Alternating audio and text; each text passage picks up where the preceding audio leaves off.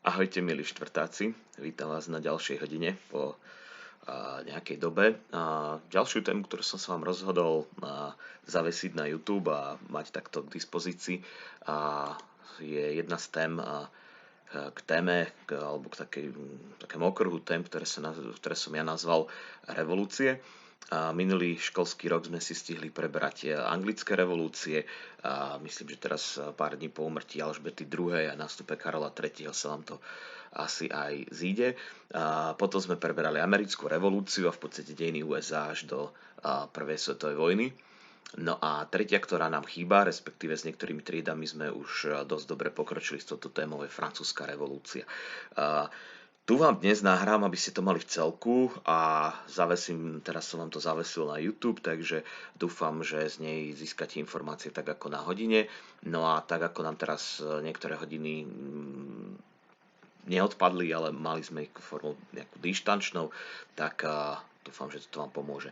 Pripomínam, síce sú pre tretiakov, ale v podstate teraz ako štvrtáci zvyšok triedy alebo tried, čo ste, tak máte ešte dokončiť zadanie, takže nezabudnite mi tieto veci poslať podľa toho, ako som vám napísal na EduPage správy. Takže máte tu v podstate všetky tri oblasti: England, UK, USA, France. No a v podstate pozrieť si veci, ktoré tam máte, vypracovať úlohy, zadania, viacej grafických, potom je dosť veľa map, dejiny USA sa určite bez map nedajú. Dosť veľa vecí, ktoré sme nespomínali, ale určite sa s nimi stretnete, takže si to skúste pohľadať, nájsť nejaké informácie, ktoré vy sami považujete za dôležité a podľa vášho výberu. No samozrejme všade treba uvádzať zdroje, takže nevymýšľať si, no a hľadať. No a odteraz už v podstate máme potom Francúzsko ďalej, takže tam tých úloh je trošku menej. No a v podstate okrem toho, čo začneme, sú najmä traja francúzski panovníci, Ľudovítovia, Louises, takže tak ako teraz sa zmenilo meno princa Charlesa na kráľa Karola v slovenčine, tak takisto aj Louises, čiže tí Ľudovítovia, nebudem ich nazývať Louises, ak v slovenčine Louis. Takže bežný úzus, ktorý zatiaľ sa nejakým spôsobom nemení, môžete skúsiť zmeniť. Čo je dôležité, jedna z najdôležitejších vecí, ktoré tu máme, je tabuľka revolúcie, ktorú dúfam, že teda poriadne vypracujete, ako pôjdeme jednotlivými tými fázami. Niekde to vyslovene spomeniem, ale je na vás, aby ste teda vyplnili túto tabuľku a pokúsili sa ju nejakým spôsobom vyplniť. V podstate každá tá fáza revolúcie má samozrejme svoje roky, máte tam uviesť názov, pomenovanie zhromaždenia alebo vlády, ktorá vtedy Francúzsko riadila, viedla, nejakým spôsobom tam fungovali. No aká bola forma vlády, štátne zriadenie v podstate, čiže toto je dôležitá vec. No a prípadne ďalšie ešte štáty, ktoré tu máte doplnenú otázku. The last column write a tick or cross if you would support the type of rule, to je v poslednom, predtým, for each period write the years from government institution and the other countries in various historical periods that experience this type of politics too. Čiže ak tam máme napríklad cisárstvo budete mať, alebo republiku, alebo nejakú republiku nazvem to s nejakou reštriktívnou vládou, ktorá obmedzovala možno tie práva ľudí alebo naopak ich uvoľňovala, tak skúste to nejakým spôsobom tam nadadiť. No a ďalšie veci, čo tu máte, 7 symbols, no a ešte takú časovú timeline. Pozerám, že to má posunúť až po roku 1821, čiže po smrť Napoleona Bonaparteho. Dobre, čiže pokyny máte, tí, ktorí to náhodou pozeráte mimo, alebo bez toho, aby ste to použili pre školu, tak sa ospravedlňujem za zdržanie, no ale 4 minútky máme. Poďme na to, pokúsim to tlačiť do 1 hodiny, uvidíme, či sa mi to podarí. Okay, so these lessons are being held in English, of course.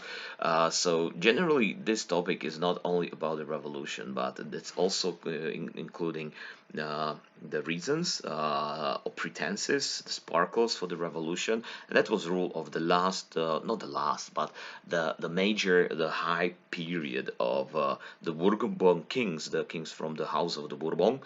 You know that these guys were ruling here, if you don't remember, so these guys were ruling here since the late 15th and early 16th century with Henry IV of Navarra.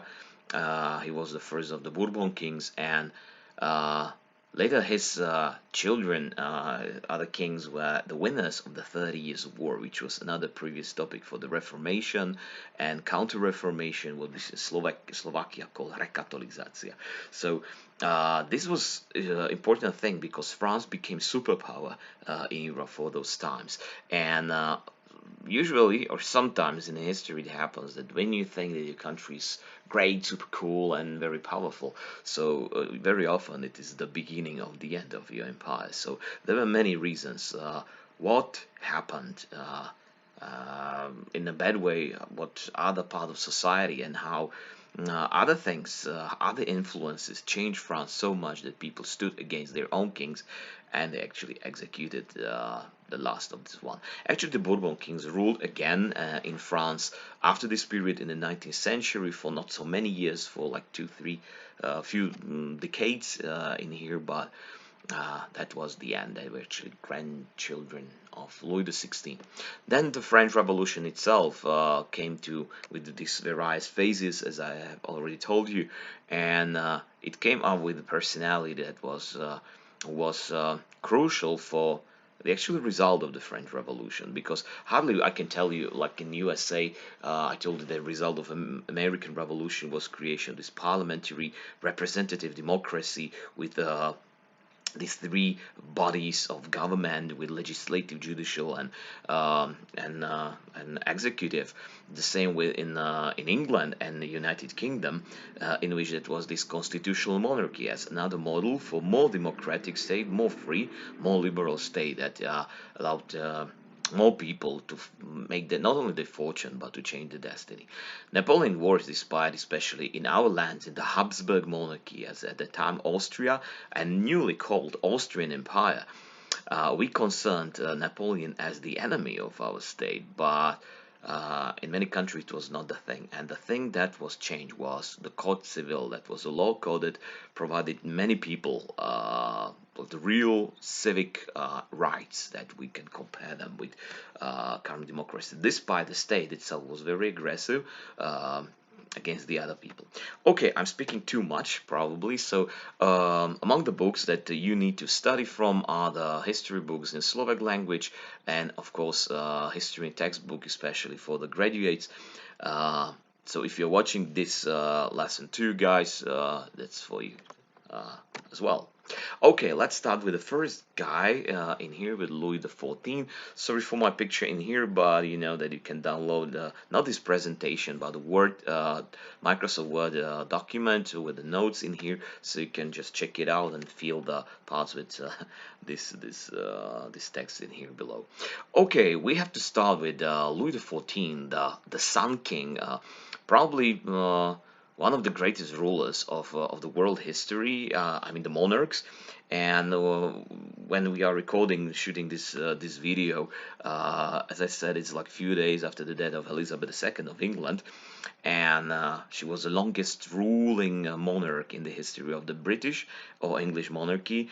Actually, Louis XIV, he was ruling for more than 70 years, and this is something that is different in here. So Louis XIV was actually the winner of the 30 Years' War because his father appointed him to be the ruler despite he was a very young boy, so the Cardinal Mazarin ruled for him, and despite the years are even like from later period, he had been already like the monarch, the king of France, even before coronation as the adult, but the ruling as being kid for many years. What he inherited was the throne of France with almost unlimited power. The things culminated, escalated after many wars in France during the Reformation. You remember Huguenots who were Calvinists in France, and by those religious wars, there used to be some kind of assembly, not a parliament, but assembly of nobility, of clergy, and the towns, the cities of France, of course not represented by common people, by the poor, by the burghers, but only by the city mayors, elected people. They were called Estat General, General Estates, po slovensky by sme to mohli preložiť ako generálne stavy, všeobecné stavy, všeobecné zhromaždenie tých jednotlivých vrstiev. The thing was that since 1612, these Estat General had not been summoned because Louis XIII and Louis XIV had no reason to do that, because their power was absolute. The control of all the institutions, of all the administration, of the military, of the budget, of the treasury, was controlled only by themselves and by their serfs, by their servants. That's why when we speak about the state in this part of early and high modern period, where there was absolute unlimited power in the hands of the king, we talk about absolutism. You know, there were many monarchs of, especially in the 18th century, that were inspired by this unlimited power. We always have a image of a king who is like the guy who can do anything, but not in medieval times. There was always some assembly, there was some attempts to assassinate him. But here we got Austria with Maria Theresa and her father. We have the Friedrich of Prussia and the kings who really didn't need to ask. Maybe they, of course, not maybe, but they had, of course, their committees of counselors who gave them advice, some piece of advice. Anyway,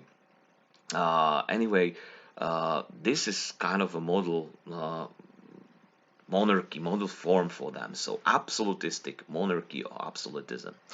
How is it possible that this state that today, from our point of view, our perspective, survived?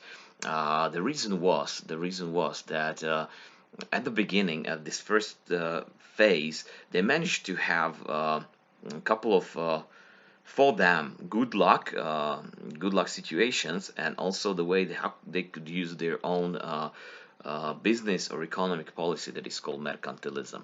For that reason, the creator was his treasury minister, which can be called a minister of finances, Jean-Baptiste Colbert.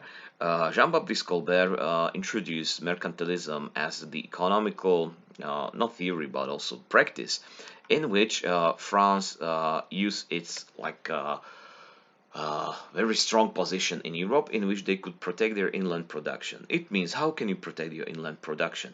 You just close the borders, not against immigration, but against import of some cheap goods from abroad. Let's say beer from Germany, I don't know, wool from British Isles, I don't know, fabrics from Belgium and from Italy, and wood timber, for example, and silver from Austria and Hungary. So in this way, when you wanted to import something to France, you had to pay toll, Číslo. And in this way, for many people, it was just not effective for them to sell these goods in France, because then they became so expensive that the French just refused to buy it because they were too expensive. In this way, of course, there was need for timber, for gold, for beer, for fabrics and beautiful clothes and jewelry, but the French companies, businesses, sometimes even nobilities, but especially towns, were interested in establishing their own manufactures. So small factories with no machines, of course, but a lot of people, each of them with specialized work, labor, and sometimes there were not only like 20 people that the usual manufacturer had, but not only with hundreds, but sometimes with several thousands of them.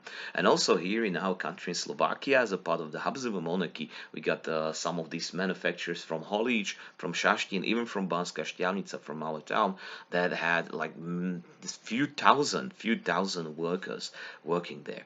These manufacturers were producing usually these products, goods that were needed in the country, and in this way they provided a lot of work for the people who could move from the countryside to the towns. This urbanization is a very important phenomena that will be much more visible in the 19th century thanks to the Industrial Revolution, but already here in this period, in these times, not only in France but elsewhere in Europe, we have this stuff.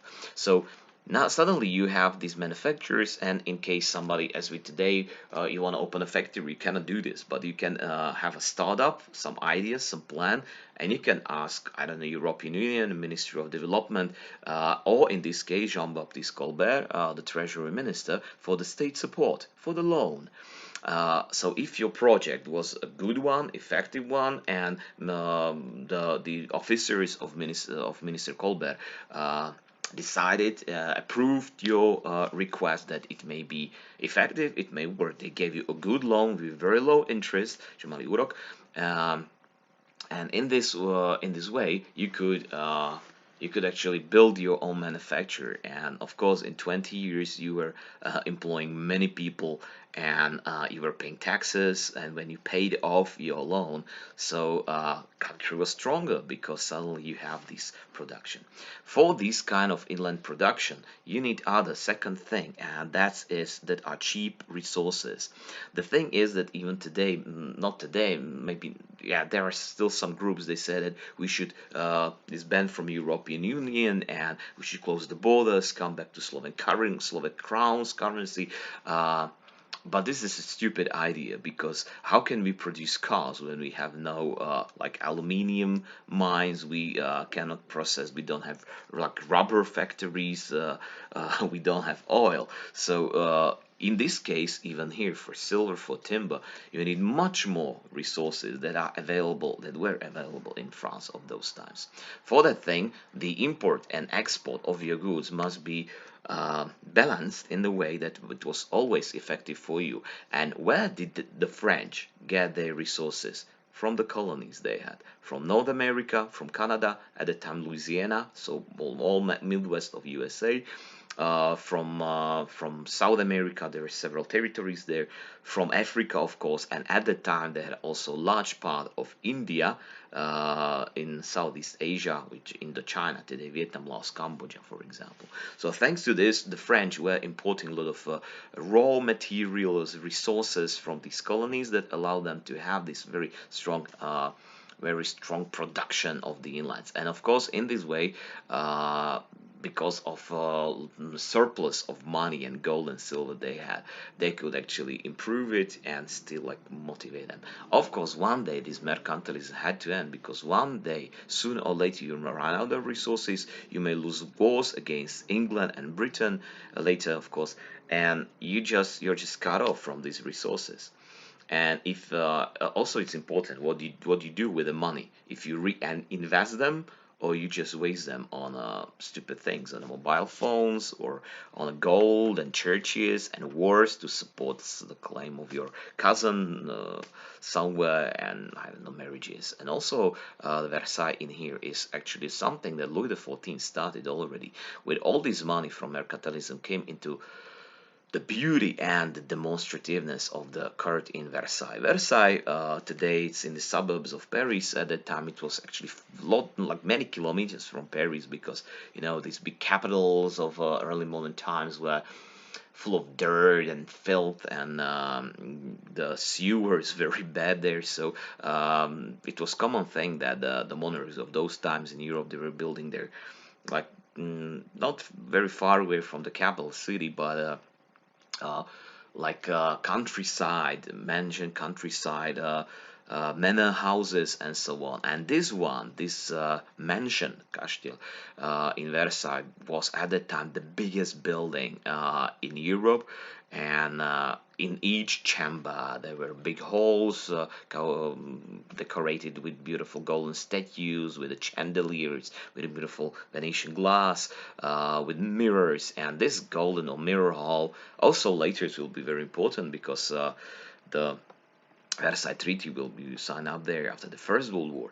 But the thing was that anybody who came there, so he was just smashed by the beauty, and it was kind of a symbol that this is us, this is me, I'm the state, I'm like the sun, my power is unlimited, and I can build this, do it. And that's why also Sanssouci in Germany, Hofburg in Vienna of our emperors later were kind of like a response to the French promoting their great power. So his nickname of the Louis XIV, the Sun King, is not only because of gold and shine beautiful clothes and so on, but also his power. He was like the sun, like the star, and all planets were meant to rotate around in him, just like all the people had to obey him. You cannot just go out of our solar system. You cannot run away from the influence. Of course, there are many exceptions, but for the basic power and general, like historical point of view, this is one of this stuff.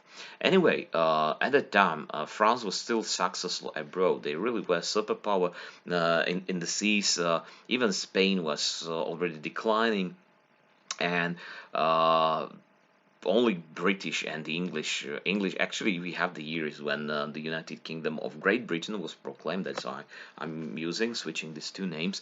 They had to fight a lot for the colonies, or to keep their position, or to claim the new ones. Anyway, these wars were really exhausting. For example, as I said, Spain was one of them, and the Netherlands, a small union of provinces with the elected king or king who was given power from the council of the representative of the provinces of Holland, of the Netherlands. And especially in Spain, the war escalated when the last of the House of Habsburgs, of the Spanish Habsburgs, died out, which of course logically led Austrian Habsburgs, our monarchs, to challenge or to protect their claim, because like far away second or third cousins, they of course felt that they got right to do that.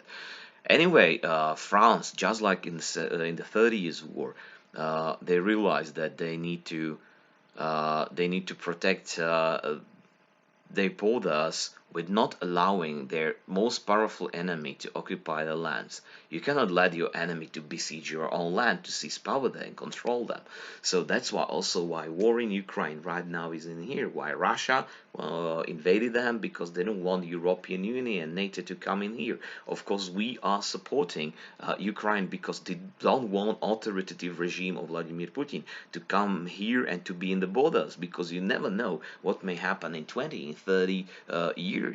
And of course, there may be more conflict. So it's always good to have friendly government that can be allied to you, can be similar to you. So French Bourbons also, they tracked very close family relation to Spanish Habsburgs, and they said they got actually more right to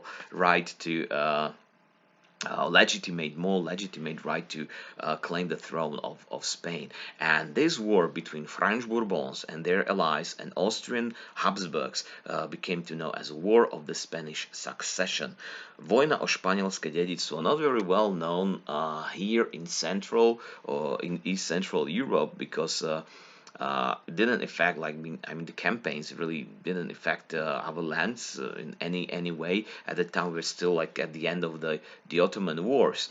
That was just the end of the Ottoman Wars. Anyway, many of even our soldiers, but of course from Spain, from Italian states, from Austria, were fighting there, and they lost. And what happened, that French deployed the dynasty that was friendly to France, and it was like this until 1931, until Spanish Civil War in the 20th century. Anyway, this cost a lot of money, just like in the 30 Years' War. Louis XV was his son. Despite for many years also he just like Charles III, he had to wait for many years to become a king. Anyway, he was ruling even longer, and for more time, more years. What I want to pick up from these years of his rule, I should definitely mention a couple of things. Anyway. Aggressive and absolutistic policy continued, but first problems appeared. And as I told you, you need to, when you have this mercantilism and absolutist rule, sooner or later some problems will pop up. Should pop up. So the problems, for example, were that once they claimed, for example, Louisiana, that was called after his father, Louis XIV, they realized they don't have real pretty effective usage of the resources from these territories of the Mississippi River in America.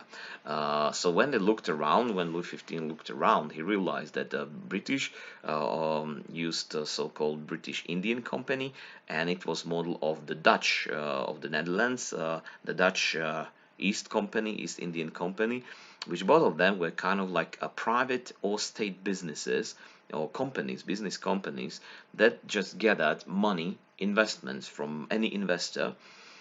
From those money that they gathered, they build up a fleet. They send colonists and military to India, to West Indies, to America, to Asia, to Africa. They established colonies, and of course they exploited those lands with farming, with deforestation, with mining, and so on, with labor. And actually, this was very well working for the British and for the Dutch. So French wanted to use the same system. Things were actually different in here, which caused what was caused that actually corruption appeared in here, and not all the administration were satisfied with this king. So somehow they didn't check that some of these stock of this Louisiana company that was established by the king to gather also investments and investment in Louisiana were copied, were falsified, and these false stock were being sold and will printed and sold all around the France. It was a big fraud. It was a big fraud all around, and of course many people just bought them, sold them again. So suddenly you didn't know which is the real and which is the fake stock. So this speculative sale of funds of Louisiana caused that many people, millions of people, lost their money, and of course it turned like the hate turned, of course, against the king because he was the one that was Louisiana Royal Company. So actually, similar thing happened in the 1990s in Slovakia when also there were some of these so-called pyramid companies that you could just actually buy or give them some money and gave you like twice or thrice back.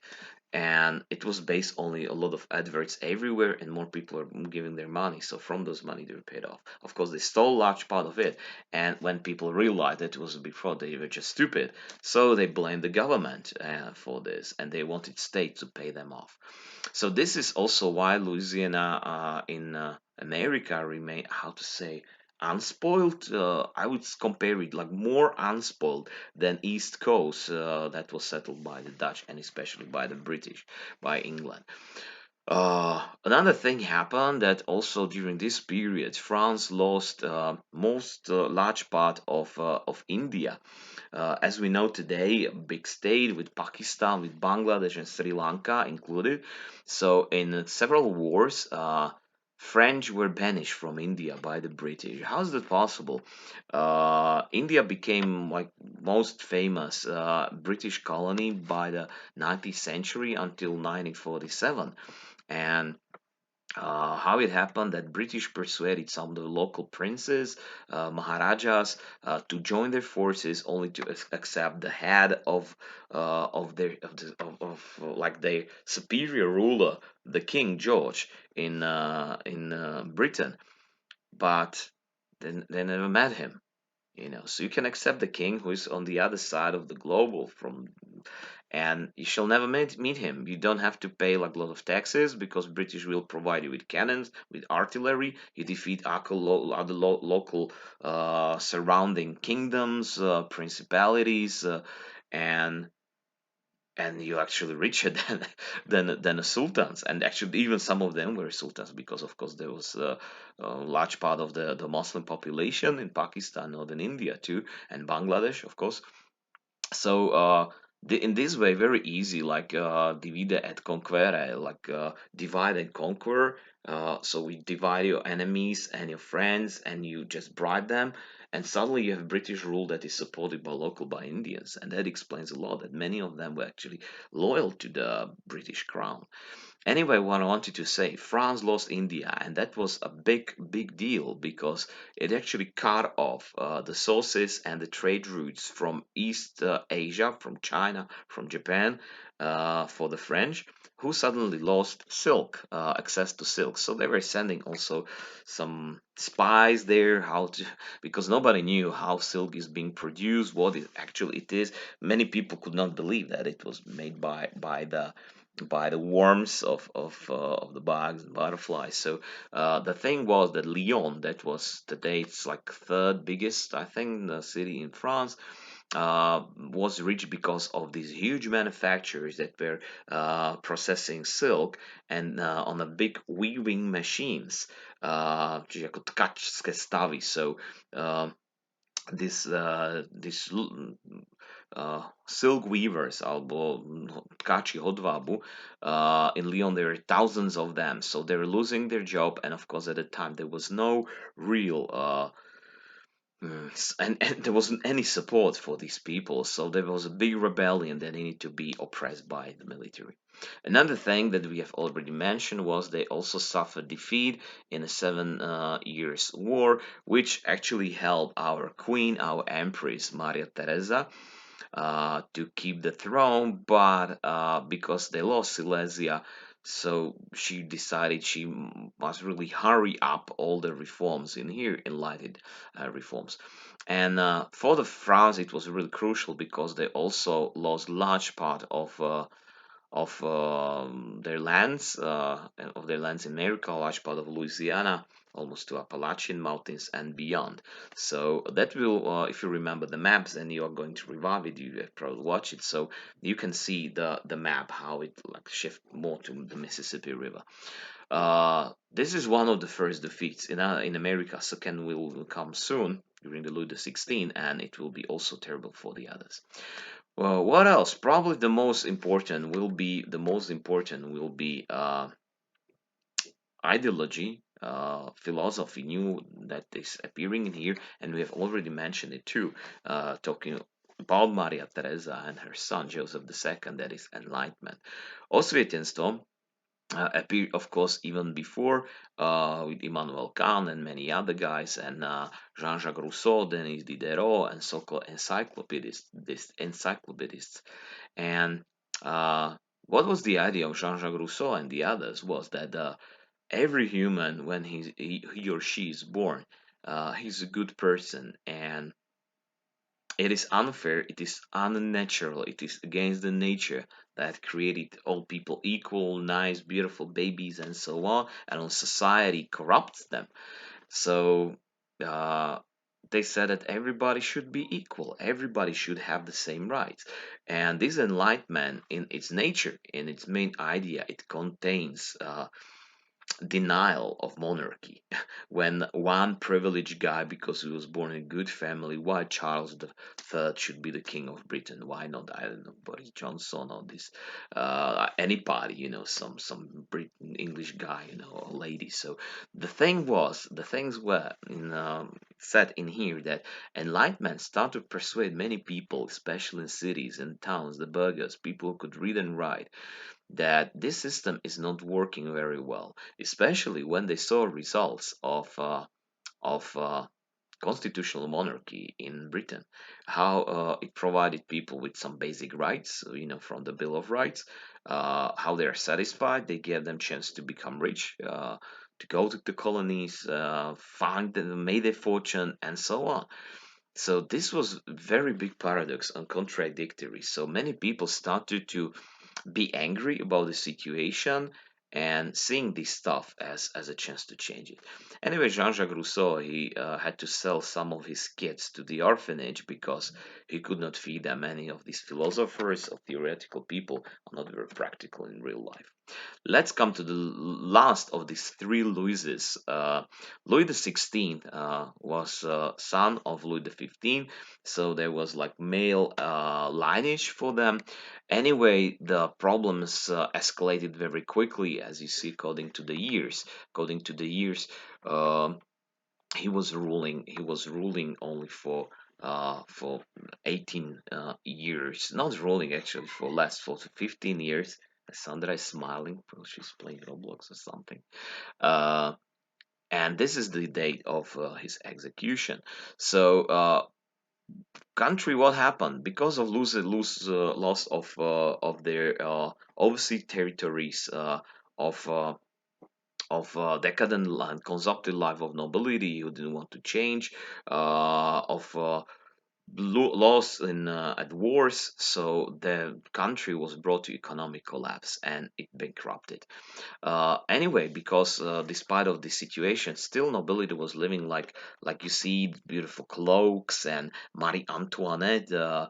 For us, Maria Antonia, the daughter of Maria Teresa, was got married to Louis the 16th, but still living in a luxury, and it became probably even gossiped probably by many people. But anyway, she was living in a completely like different world. It was a gossip, probably not true, that when she saw the crowds, the mobs coming to Versailles and to her palaces in Trianon and Neuilly, so she was scared and she asked like, why are those people angry? Why are they rebelling, protesting?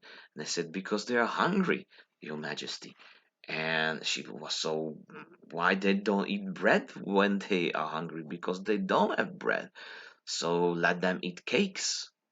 So probably this is a gossip, but if it is, still it expresses the misunderstanding or refusal to understand, or maybe content with the situation, or an inability to adjust to the new conditions and to do something else, the changes that the British had made 1 century ago. Another thing was that American Revolution started, and of course, these English colonies, North America, started to fight for independence and proclaim United States of America. And if you remember, the Marquis Lafayette and French Navy came to help them. Even Moritz Benioski tried to persuade Benjamin Franklin to um, give him money that he can organize and recruit all the hussar battalion of the light cavalry for Americans, that they luckily refused because it was not very successful at these things. Anyway, France actually wasted lots of their money on these huge expenses for the support of the American Revolution. Uh, these are the causes of the outbreak of the revolution, and final problems and the pretense, the zaminka, came. Usually, it comes with the climate changes, and here climate changes were not the big ones. Maybe some people say it is probably the end. This period is the end of a small ice age that was in this period of early and high or early modern period, Rano Noveku, and that was the end of it. Anyway, for all the decade, especially late 1780s, there were big problems with the bad weather, which was changing during the summer. There were droughts, and during the winter there were very snowy heavy snowfalls that caused very bad harvests in late 1780s, and people really started to starve. In this situation, people discontent. There were many rebellions, even in the military. So he needed to raise the taxes to keep the treasury going. But the discontent was so big that even the army was not very, the army commanders were not very sure if they can manage to collect these taxes. So he needed some other support for this decision, and he found no other solution only to summon a state general, general estates again, for the first time since 1612, which he did in 1789. And as you see in this big hall, in this big some like assembly hall in Versailles, the representatives of clergy, as you see, the representatives of nobility, and also the mayors of the major cities. And now listen, because this is interesting. It was not just like in England that gradually, since Magna Carta Libertatum, they just divided these spots, the seats in the parliament, for people who were elected or supporting the king. But they summoned them as a whole one estate, as a whole social and thus political group with one vote, whole clergy, so all the high clergymen, which could be several thousands of them, so they could came there and they had only one vote. They were happy with the monarchy, with the absolutistic monarchy, because all the riches, all their fortune came from the power of the king. Then nobility, which would be the first estate, because that's the one that tells the others, the clergy and the burghers and the servants, the peasants, you have to obey the king, because this is the divine will, this is the God's will, that he shall rule you. The second clergy, of course, both of these estates, obidva stavy, their existence actually depended on the surviving of the monarchy. So anytime when king wanted to do something, so they supported it. Anyway, clergy was so because even they were losing money. When your peasants are dying of hunger, they want to kill you. Many of the clergymen, sorry, many of the nobility. You realize that the times are aware changing, so many of them were supporters of enlightenment. So that's why when the third estate, the burghers, mešťania, but actually they were the mayors of the major cities, who at the time could be several hundreds of them, but they represented maybe 90, maybe 95 of the percentage of population of France, if we count also the suburbs and also the countryside around the big cities. So all the GDP of France at the time came from the power of the cities and manufacturers. And so the rest of France, the third of state, had only one vote. So they saw it as very unfair thing. So when the assembly of États General uh, were held, so first thing they stood up, so they protested according against the procedure of the voting system, that is very unfair, it is unnatural, it is against the enlightenment. So they proclaimed that they would not discharge until they accepted the constitution. Like, why constitution? Because that were the times when in America they had already constitution, and it was kind of like in Britain, the Bill of Rights that the king needed to sign up. Even constitution was limiting the power of the head of the state, of the government, and gave them chance to change the system, to replace some politicians, administration, the government. If the same guy is still there and you cannot change it. So the country is falling down. We can see it right these days in Slovakia, when there is like somebody who does not possess power to change it, to make it better. So let's have some new acts. Let's have the basic frame for the acts that will limit the power or will give chance to change it for some people who will be more effective. These changes in the general estates and also radicalism of people caused uprisings in Paris, in the capital that was approximately like 50, maybe 30 kilometers from here. So among the pictures and illustrations in here, there is a short quote that I found over the internet and Wikipedia. Qu'est-ce que c'est le tiers état? So what is the third estate? Published in January 1789. He said it. What is the third estate? It's everything. And what has it been until now in the political order? Nothing. Yeah. So what does it want to be? Something. Quelque chose. So they didn't have a plan if to make a republic like in America, constitutional monarchy. Probably they didn't want to pull down the king. Maybe some of them they wanted. But the thing was they wanted to change something. As this cartoon faut espérer que tu le finis bientôt, is that the burghers, this working estate of France, farmers are carrying a nobleman and a clergyman on their backs. Because even this proclamation turned out into riots, almost fights down in Versailles. So the king summoned the army, who banished the representatives of general estates from Versailles. Uh, the third estate, the burghers, the city mayors, they decided to move to Paris because all the people were waiting for the results of it. They tried to search for some hall they could actually provide it. It was not a big one, but they found the first actually gymnasium, modern gymnasium in Paris, in France, maybe perhaps in Europe too, like tennis court that was covered like a hall, like you got the gym at school, where these actually mayors fill the room. And as you see, actually, it was not very big one, but there were not many of them. And here, in as you see, very cheerful but also dramatic atmosphere. They summoned kind of proclamation in which they proclaim it as the oath that they really would not discharge until they accept constitution.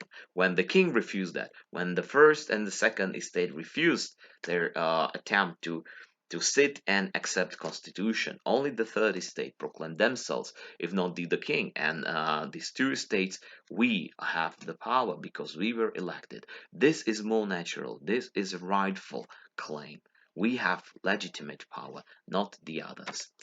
So this is the real thing, how the revolution started, and the first phase that we call, according to the first assembly of the third estate, that they proclaim themselves to be National Constituent Assembly. So you have the first part in your chart of the timeline, that we have assembly, a parliament that wants to proclaim constitution. That's why constituent, and national because they proclaim people, nation. And this is first time they said not the king, not the knights, sires, chevalier, les chevalier, but nation. And this is something that is bringing new period of high modern period that we have do vrcholného novoveku in rise of nationalism too, and we'll analyze it soon in 19th century. National Constituent Assembly was this first phase when they seized power, and for like almost 3 years, they tried to change France, which they actually failed. Anyway, in France, when if you ask anybody also in a history test, so the beginning of French Revolution is supposed to be one interesting event that we also in Slovak call útok or dobitie Bastily, the conquest of Bastille, and in many languages it is so, it is like this, but English actually calls it in a better way storming the Bastille, útok na Bastille. The Bastille was once the seat of the kings of France. In the times of 16th century, but later, of course, when they built Versailles, so this was like the castle, dark castle, was not good enough for them. So apart from the military garrison, they deployed, they installed, or they made it a penitentiary, they made it a prison. And for many people, it was a symbol of the king's power because even it was not very good prison. So who were in prison there were only people who criticized the king, the nobility, the situation, who were reading out in the streets and calling them to hang the king or start the revolution. So it was kind of like political prison for political prisoners. On the 14th July of 1789, after the proclamation of the third estate to be the National Constituent Assembly, the crowds, the mobs in the Paris actually attacked, invaded many of the police stations of gendarmerie, got weapons, and they decided to storm the Bastille and liberate the prisoners there. Actually, when they came to the gates of Bastille, there were only small, very small garrison of the wardens. So the captain of the fortress, he rather closed the gate, but he communicated with them and he said, "So what do you want?" And they say, "We want to take the prison, but you know you are like aggressive mob. I cannot let you in because you'll kill us all. So promise me, give me a promise that." We are not going to be shot. We are not going to be hung or something. And said, okay, we do promise. They didn't kill him. They just cut off. They cut off his hand, still holding the keys. Of course, probably he died out later on bleeding, but they didn't kill him. They just like uh, they mutilated him, and still like the mob was carrying his hand like with the key, with the key still holding like a symbol of the victory.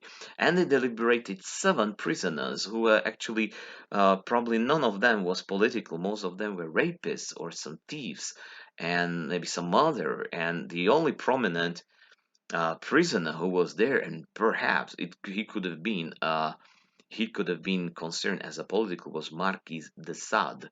Uh, if you know him, probably it's not a good thing, but from sociological point of view, it is good to know that this very rich and a bit crazy Marquis was a big supporter of enlightenment, and he wrote a book that was Podobenstvo. Yeah, I can't remember. Like it's a very symbolical book in which he describes symbolically a priest, a mayor, and some other guys in one town that in a dungeon in their house they imprison some young people, young teenagers from their town, and they mutilated them, raped them, forced them to do terrible things. And despite the novel, the 120 Days of Sodoma is supposed to be both like pornographic and very ugly and disgusting. So inside it carries like a very big protest against authoritarian regimes, against the power of the individual, and it and for that reason, like promoting pornography and offending all people around. So Marquis de Sade was here in Bastille, and he was among the one who was deliberated. So despite France celebrates today, they celebrate a big parades on the 4th of July. It's the biggest holiday for the Republic of France. They got big military parades. So there are a lot of myths around, like in history elsewhere, and whether it started or didn't, like with a great thing, like great event, it can be really different. So let's have a look at the revolution itself and its phases. I just check out the time because probably it seems to be much longer than for in here. Anyway, I try to make this video a bit longer because I want to have it for you as a like a big one big topic.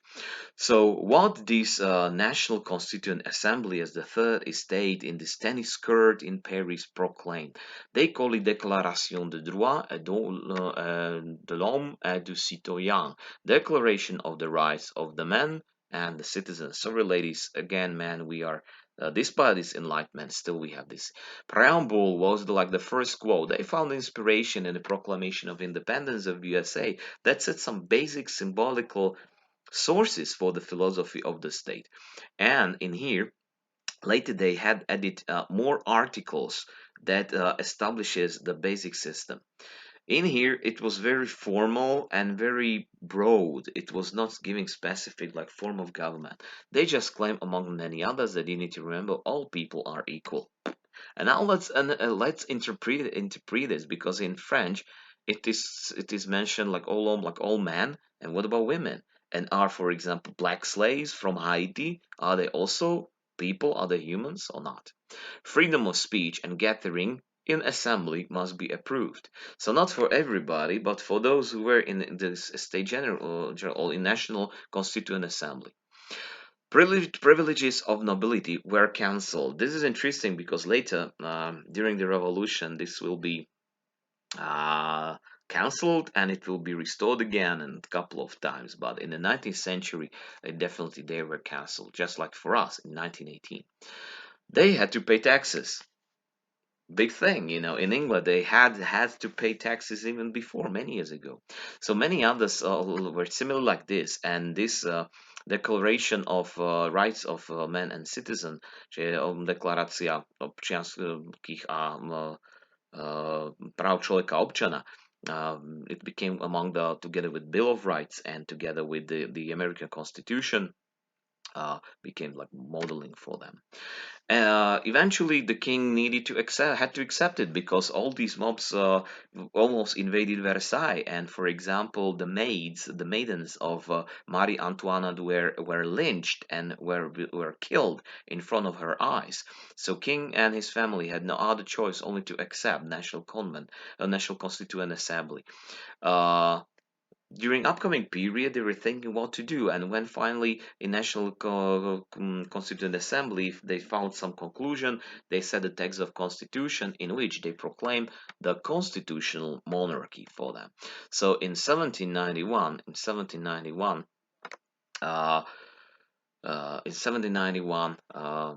they proclaimed the Constitution of France.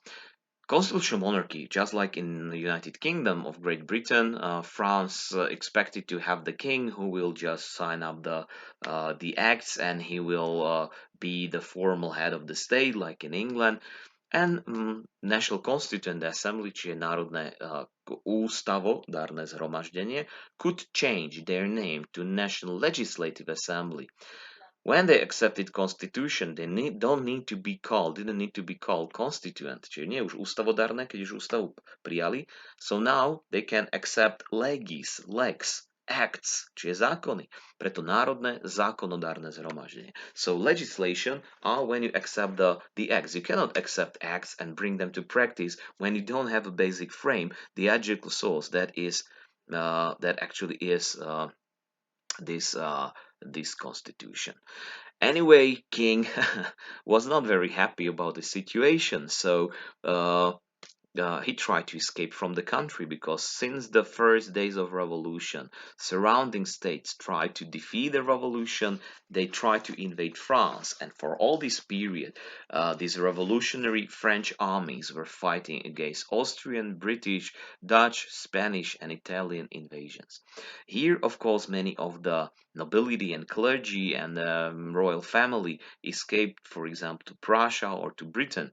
And King decided to escape too, because once the constitution was accepted, he needed to accept it, to sign it up too.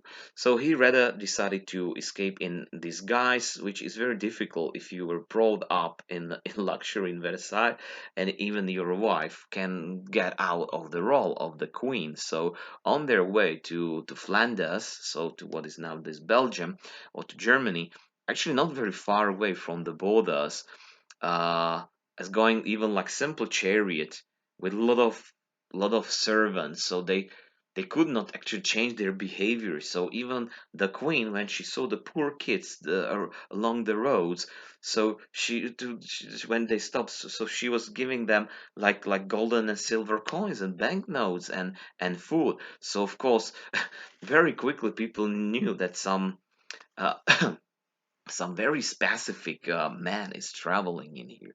So when they wanted to make a stop in one tavern along the way, so local post officer recognized the king, because at that time not only the coins but the currency, numismatics were used, that were livres, so they were French pounds in the form of the first banknotes, and on this 100 cents, so 500 livre, 500 pound banknote, was assigned with the portrait of the king, Louis. So probably this is a different, but he could recognize his profile. So he summoned the gendarmerie, local army, and he was arrested. So of course, no counter-revolution, žiadna protirevolúcia, kontrarevolúcia abroad, because he was in prison together with his wife Marie Antoinette and kids. Some of the kids were actually moved to Prussia, some of them to United Kingdom. They survived all this period in Napoleonic Wars and came back. And his, I think, grandnephew, Louis XVIII, please correct me in the commentaries below the video. So he became the king after the defeat of Napoleon Bonaparte, like the second defeat. Okay, I'm thinking if whether not to stop the presentation because we got like 1 hour, or to continue. So I just make a short stop and I'll let you know. Okay, so I've got some more time. I had to ask my Alenka if I need to quit. So this video will definitely be longer than the others, more than 1 hour. So I'm sorry for that, but you got like 2 lessons. It's difficult also to teach this topic in one lesson. So we will see if I can manage to 1.5 hours. So let's continue for you to actually no changes at all. Now we have the phase two, the second phase of the revolution, because Now these things change because when you have the head of the state, the king, escaping from the country, that's actually he's a traitor. Um, so it's a treachery. So for this thing, National Legislative Assembly, that was only very short period in here, they needed to decide what to do with the king. Definitely, it could not. The constitution cannot be valid when you have monarchy and your king want to betray you. So very quickly, they needed to organize things again. And in this way, enlightenment was already working for these MPs in this National Legislative Assembly. So they realized and decided that it would be very unfair if they accept the new constitution when the citizens just cannot decide again because the new circumstances appeared. So the situation is different. So from their point of view, they said we are going to give up our seats in the parliament, in the assembly, and we give chance people, citizens, to elect the new representatives who will reflect the reality in new way. Let our politicians be like this today. Anyway, so they actually quit their own functional period of the assembly, said only one act about new elections, in which they proclaimed that there will be general voting law. It meant that every man, women, wait, you have to wait for that, but they were actually first voices claiming that even women should be given right to vote. Not yet, but anyway, the other men were given voting right, not according to their possession, maybe some social status, but according to the age census. So when you were 21 years old, you had right to vote. Of course, you need to have a residence, so you cannot go voting all around France. So this is another thing. This is even today when you're a homeless guy, probably you cannot vote because you don't have your address. You cannot vote for the representative in communal elections, for example.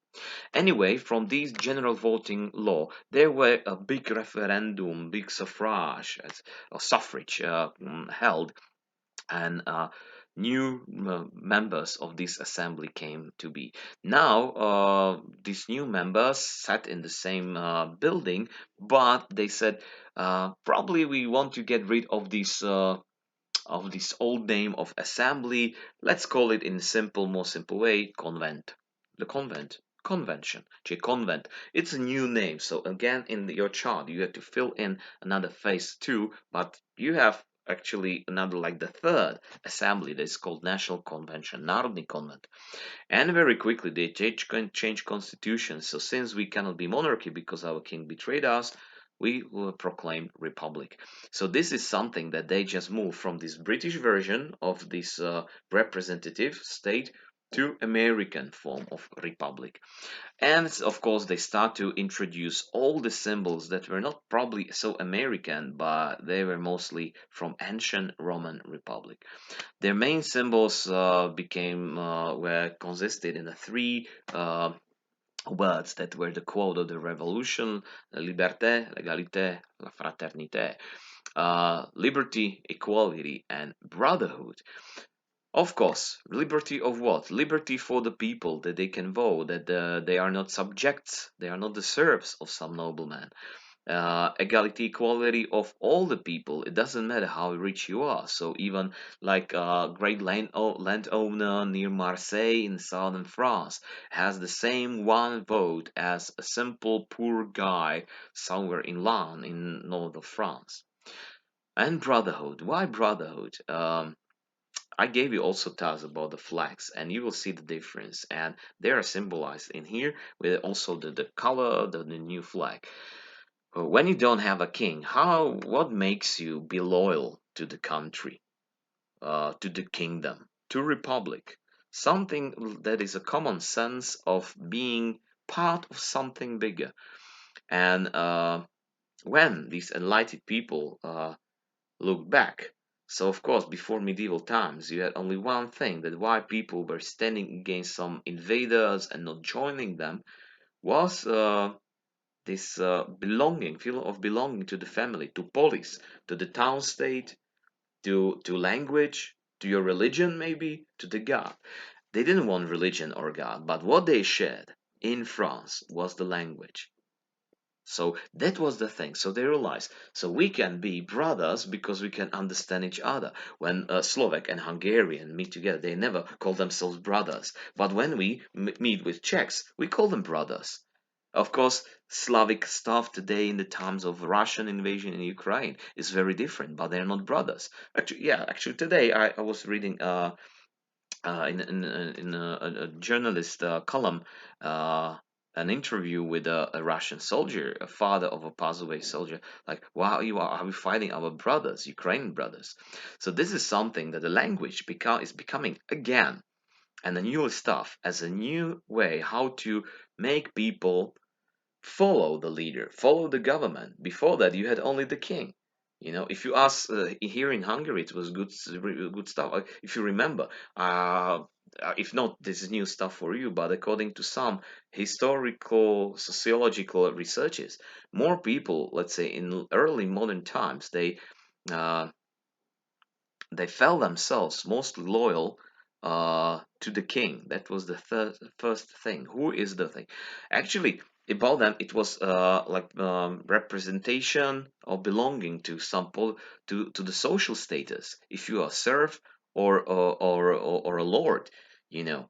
If you were a Hungarian speaking peasant, you came to the Congress Assembly of Hungarian Nobility and you started speaking Magyar language, you were kicked off the building because you didn't have blue blood. You were not a member of nobility, member of Nazi Hungaric.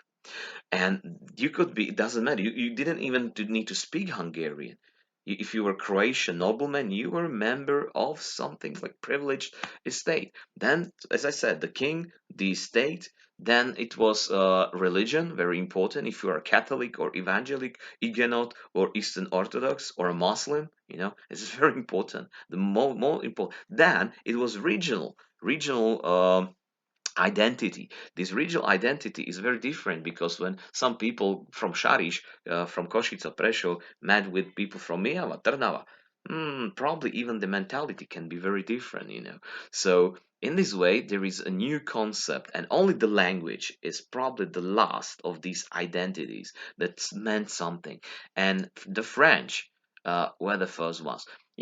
England, they had a king, but part of British crown, there is Wales, there are Scots, Irish, who at that time who still didn't speak English.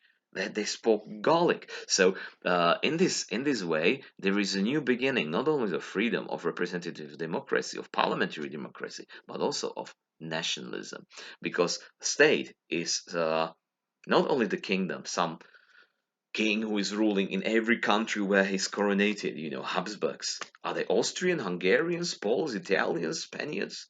What of these? They could speak each of the languages. So the identity is very different. Now French said it that if people want to follow, they follow the language in here. The colors, the flags, the cocarde, the anthem, and so on. They started to plant the trees of liberty, usually oak trees, this platan, who symbolize like we plant the seed of a tree of a new era coming, and it will be nice metaphor that I shall repeat very often in the 19th century, because this was really like a tree coming and growing, and changing the world. La Marseillaise will be among the symbols, the national anthem of France today. Three-colored flag that replaced the flag with lily flowers, white or silver flag banner with golden lily flowers, fleur de lis, was replaced with the three simple laws that actually combined these national colors of France, blue and white, but added the red color of French Revolution. That was popular because you need to spill the blood pour épater la bourgeoisie, pull down the bourgeoisie, the burghers even, like spilling the blood for them. So this three-color flag was symbol of all this liberty. The red color, equality, is when we are all equal, we agree, we don't fight, it's peace. We can have blank white flag, white color, and brotherhood of a blue national color of France, just like blue is also our national color. But also they introduced later on the calendar with new republican names of the months that were different from Italian imperial Caesar Julian calendar, but the names of, just like in Czech language, with the names of the months according to the temperature. Anti-clericalism. New members in new MPs in convention were much more radical, enlightened scholars, and for them, these Rousseau ideas of no God, of maybe atheism or some big entity that is above the king, some pantheistic idea, was very strong, very present in here. And just like closing some of the monastic orders, canceling them, taking their lands, it was one part of this. Social and economical equality. So not only social, that we are equal to the nobility, but even economic. If you are too rich, probably something bad happened, and we need to make it like everybody is equal also in economy, in social states. We can take the money and estates and give it to the poor, and there's something new that is coming in here. But also the last thing that became the symbol of the revolution was guillotine. Guillotine was a physician, a doctor sitting in national convention when he saw that some people started to be executed and hanging. So it was very unhumane stuff, and he said, if we are humanists, enlightened people who are restoring renaissance and some like goodness in our hearts, even the execution must be very very fast, very quick, very swift. And for that reason he constructed a machine for decapitation, and the given name of his own name, guillotine, so guillotina is from this one. From other things that you may spot, for example, in the flags of many countries in Europe, in Latin America, or for example, the coats of arms and national seals in Central America, is for example even the cap, typical worn by these people called sans-culottes. Sans-culottes were people who were most radical part of this militia. Usually, these are the things.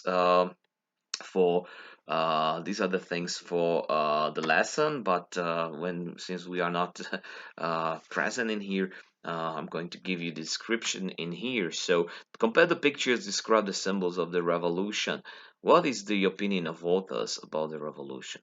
So now the sans-culottes, low-class radical militia. Militia is armed civilians who want to fight, usually in uniforms. If they have some low class, and that's for that reason radical. Culottes are typical trousers that you see in here. Culottes, I shall go back. Culottes are, for example, these like shorts that are bounded just below your knees, and they were typically worn by nobility. See, these are culottes, and they were worn by nobility. As and one thing, if you dress up like a nobleman, so you're wearing culottes, you are called culotte. But those who didn't want to be like this, ancien regime people, so they started to wear long trousers. So they were called sans culotte. Sans, it means without trousers. So without short trousers people. Takže bez kilotníci doslova. It's like some people wearing trousers. So if you wear trousers, you're probably supporter of the republic, not of the monarchy. Anyway, you see even the caps with cocarde, that is like three colored emblem like roundel. It is called roundel. So they became like symbol of freedom in here. Another, as you see, probably you all know, since we have euro currency, France accepted among the first countries, together with Germany and Benelux countries, later Spain too, euro currency. And the motive from one part is this like modern form, but this is like one of these trees of liberty, République Française, Liberté, Égalité, Fraternité. So 1 euro coin, France. Anyway, this what is the opinion? Probably, if when you look at this one, maybe neutral, just describing their clothing and so on. Obviously, euro coin is celebrating this revolution and this stuff. What about this cartoon? Ugly woman, with ugly man, celebrating being drunk, with a poison, with knife, with blood, with all the symbols of ancien regime, but also education and the at the bottom on the ground, and despite having this cap of freedom, but you got axes and guillotine, and the globe is on fire. So obviously they mock them. This is British or English cartoon that is showing depicting the rule of scum, people who are poor, uneducated. You may have great ideas about enlightenment and bringing something nice to the people, but when most of the people are not educated, they don't understand the meaning of these enlightened ideas. So this revolution ended up in mass killing. And this is something that is actually coming in here.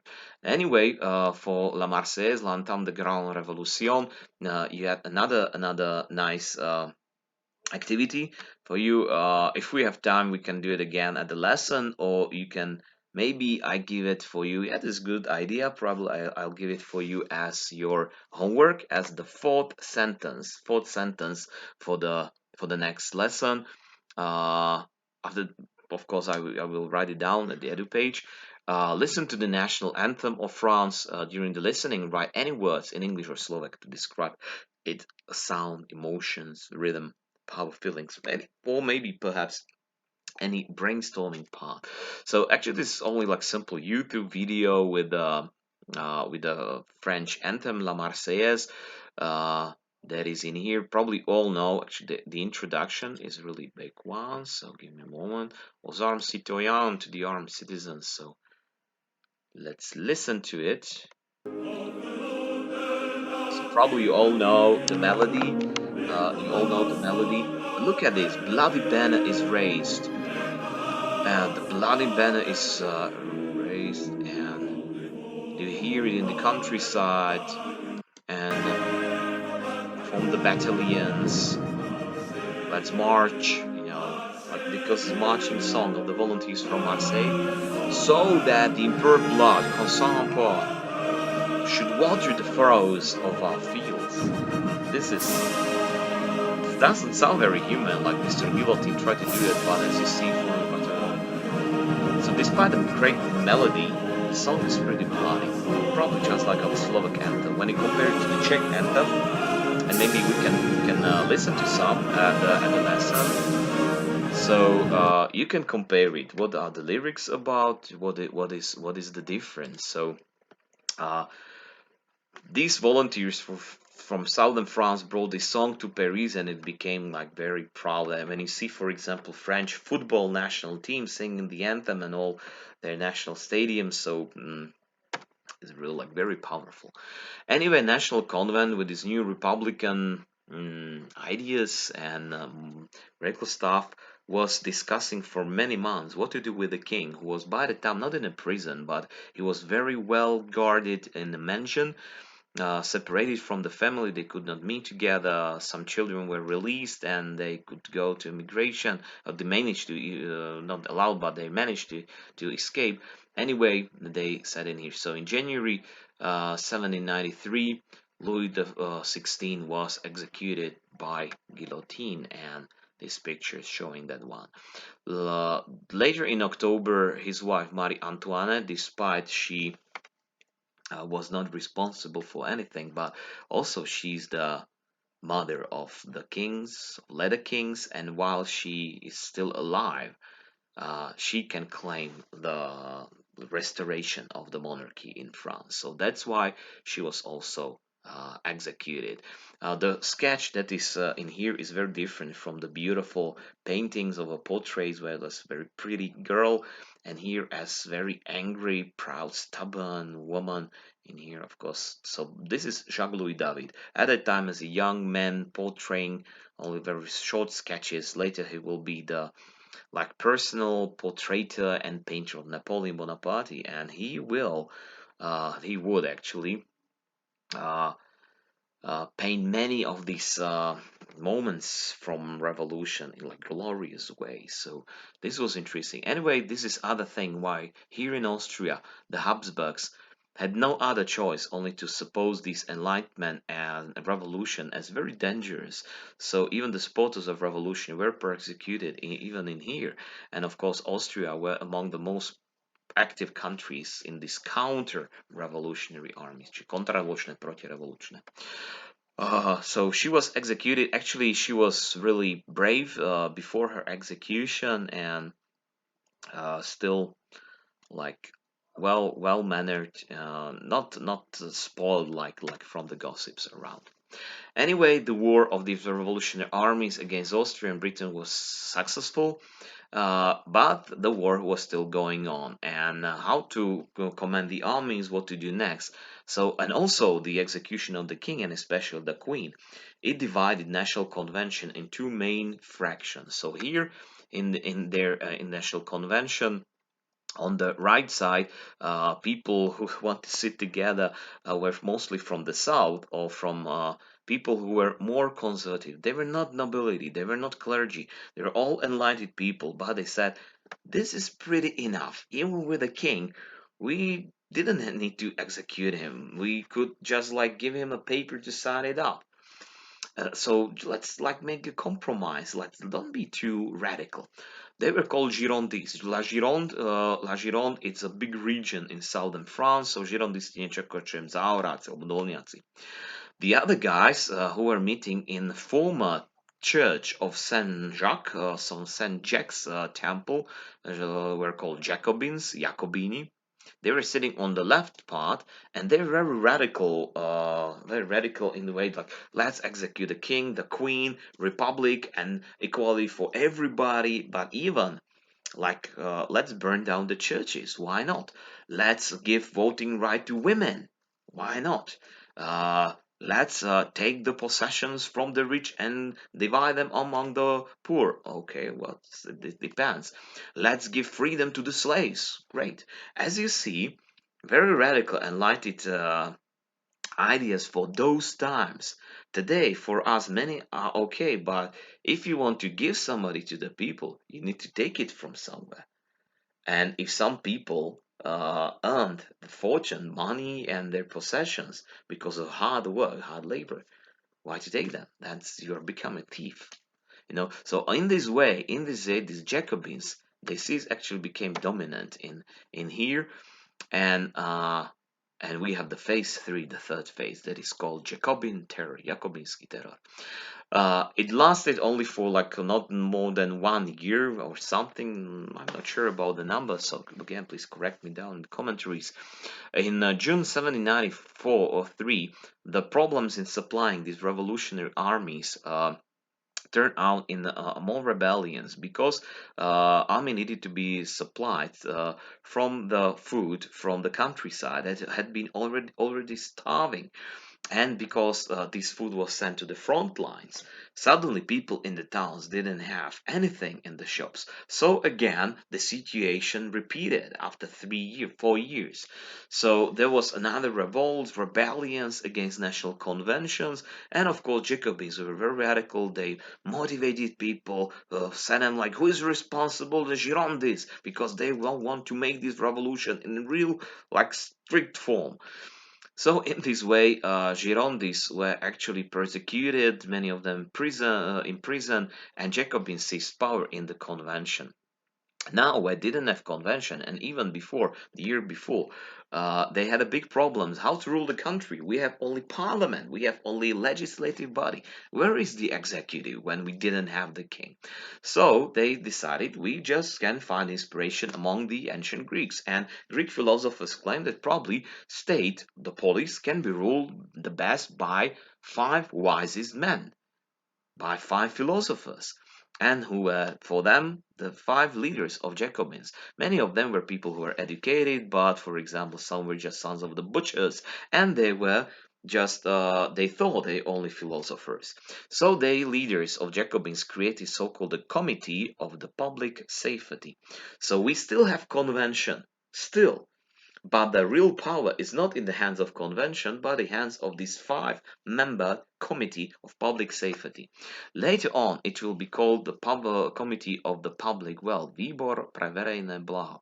And this is a verejnú bezpečnosť. Come on, it sounds like something that we know, verejná bezpečnosť, public safety, verejné blaho, so Blažená budúcnosť. Well, we will see. It was led by Maximilien Robespierre. He was the leader. Actually, he was a guy who could not stand seeing the blood. When he saw the drop of blood, he fainted, he collapsed. Georges Danton were among the others. He was like the biggest humanist, but he prepared all these radical reforms that I will show you in a while. The other was, for example, Jean-Paul Marat. Jean-Paul Marat, here in the famous painting of Jacques-Louis David, Marat in the tube in the bath.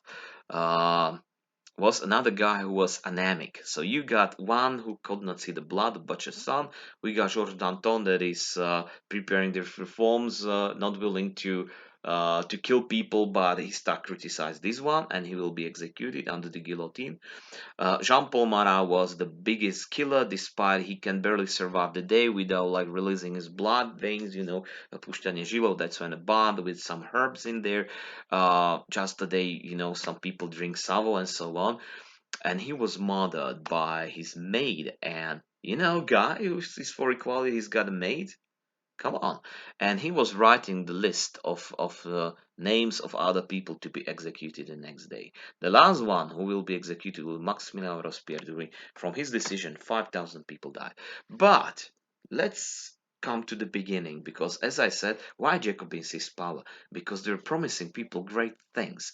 Just Luboš Blaha, also he was offended once by another politician, that is something Jacobin, because they had like great ideas. But what is the reality?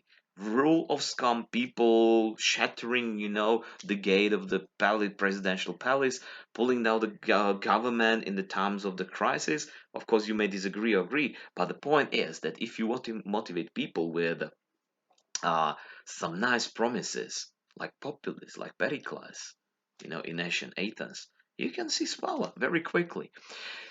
Destruction of feudal relations. Well, we have already almost done it. General voting right. Yeah, we had it, right? But even for women, and this is important. So they proclaim and they call it universal suffrage or universal suffrage. Suffrage will be called also in English what we call referendum, okay? Similar to referendum, when you all go who are over 18 years old today and you decide we agree with entering European Union, what we did, and that's why we are there. We are not forced to do that. We went there freely. Those who didn't want to, they could refuse it, but we won. So in democratic elections. Similarly is plebiscite. Plebiscite is another referendum or suffrage. If you want your region to belong to one or other country, for example. So these are examples of how this democracy can be ruled, but also abused. Because in a referendum, you may ask about things that are the problem of a few people. You can summon a referendum against, I don't know, abortions, for example, about the judges, and it should be in the hell of the experts. So it's a nice thing, but very easy to abuse. Abolishment of slavery in colonies. This was a great thing that French did and Jacobins promoted. Anyway, again, if you give freedom to people who were living in chains, they had no education, so probably not a promising future is expecting them. And soon you will see also the pictures of the first emperor of Haiti, who was a black slave who, just like copying all these French revolutionary ideas, actually the country could not be ruled properly because they didn't have any experts. They killed all the white people. It doesn't matter, like about racism or something. But the point is that they didn't have school. You must have education. You can see in our government when you have ministers with the fake degrees that they stole and copied their final papers and theses, and we see how the country is. So if you have experts, it depends what experts you have. Anyway, it was a great motivation, especially for Great Britain, for United Kingdom, because they abolished slavery in early 1800s, and later in 1820s they proclaimed black people from colonies and in other countries as equal to the others. And later on, Americans, they abolished slavery in 1861, 63, and 65, few times. Every time when they have their the development of the stuff. So I'm happy that you as students, if you are students as watching that, we already had this English and American history. Then they had, and this was nice thing, duty to revolt against bad government. Not right. You have a duty to fight them. So something civil that Hungarian nobility had in this charter of Andrew II. But this is a duty, and actually people did it because the next year Jacobins were pulled down by their own people. But other things, state regulations of prices and salaries. What does it mean? When I decide to sell bread for 5 euros, nobody may stop me, But if the state says that bread cannot cost more than 1 euro, it is very cheap. Now people will be happy. Now the bread costs more than 2 euros because of inflation. So let's say the state regulate prices that it cannot cost more than 2 euros. But the problem is now in the times of inflation, still the prices and prices of energies are rising.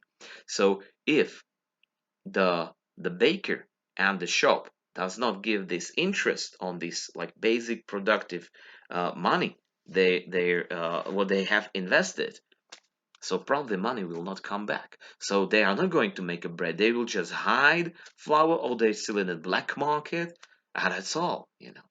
So on one hand it is good for people who are poor and they could actually buy it and they are not starving. On the other hand, you must be really aware of the lowest price limit, because it had to be, it needs to be is still effective for the producers, for the bakers, for the farmers who are actually producing this flour, and wheat. The same with the salaries. That you got salary in that is set that you are motivated enough. On the other hand, some people are not giving like too much money, for example. So for this stuff, they said it at the first time in history that the state can do this. So many, especially poor people, were happy. But for the economy, too soon to say.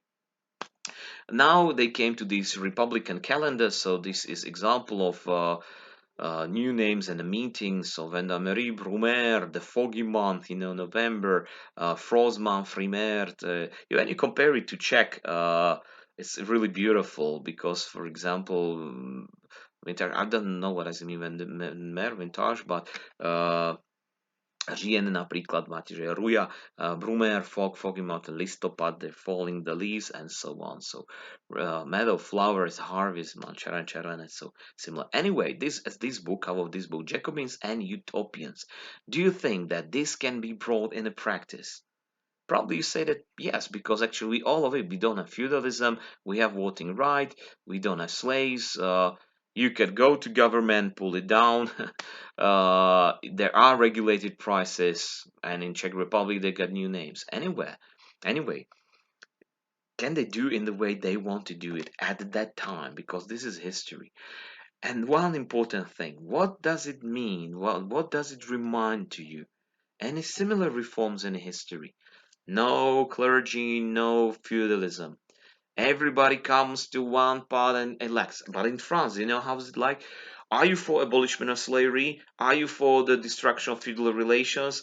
Are you for the regulation of prices? Do you agree with the new names? And do you agree with the execution of these 300 people? Now you have to come to suffrage and sign it up. And there are 20 reforms written. Some of them are great, some of them are terrible, some of them are for the discussion, for the experts. And in one bundle of these reforms, you got even this bloody stuff. So if you compare it with like completely like destruction of ancien regime and proclaiming everybody equal, but still the state is ruled by few people or several people who don't like to be criticized, because as I told you, this everything is bringing economic problems and failures at a war, because when you have regulation of prices and too low, then of course you take it from the countryside, and the farmers at the countryside rebel up against the government. Then when you don't have food, the army is against you, and even the people in the streets are against you. And if you want to solve it, the problem, for example, Georges Danton says, Maximilian and Jean-Paul, we need to change it. We need to change it. So they say that because of you are criticizing us, so that's why you are responsible for this stuff. So for that reason, they start to use terror against their own opponents, even from their own people. So Georges Danton was the first one to be executed. And as I told you, Jean-Paul Marat was killed, and even with the so-called Thermidorian reaction, Thermidorská reakcia, alebo ako nazývam, Thermidorský prevrat. So it was obviously, when we check it out, Thermidor, where are you, Thermidor? Heat month in the time period of between 19th July and 17th August. So in the middle of the summer of 1794, soon after Danton and even Jean-Paul Marat were also killed by guillotine. So people just pulled down this Jacobin terror, and Maximilien Robespierre was also executed at the guillotine, and people were happy. So if these things reminded you, communists, Stalin in communist Soviet Union, communists in Czechoslovakia, even Rudolf Slansky, who was as a second secretary of Communist Party of Czechoslovakia, sending decisions like sending or signing up the decisions of the death penalty for 200 people, including communists, and soon after he was executed too. So yes, you're right. And Jacobins were actually the first motivation for later what will be the radical left forces. So when we come back, to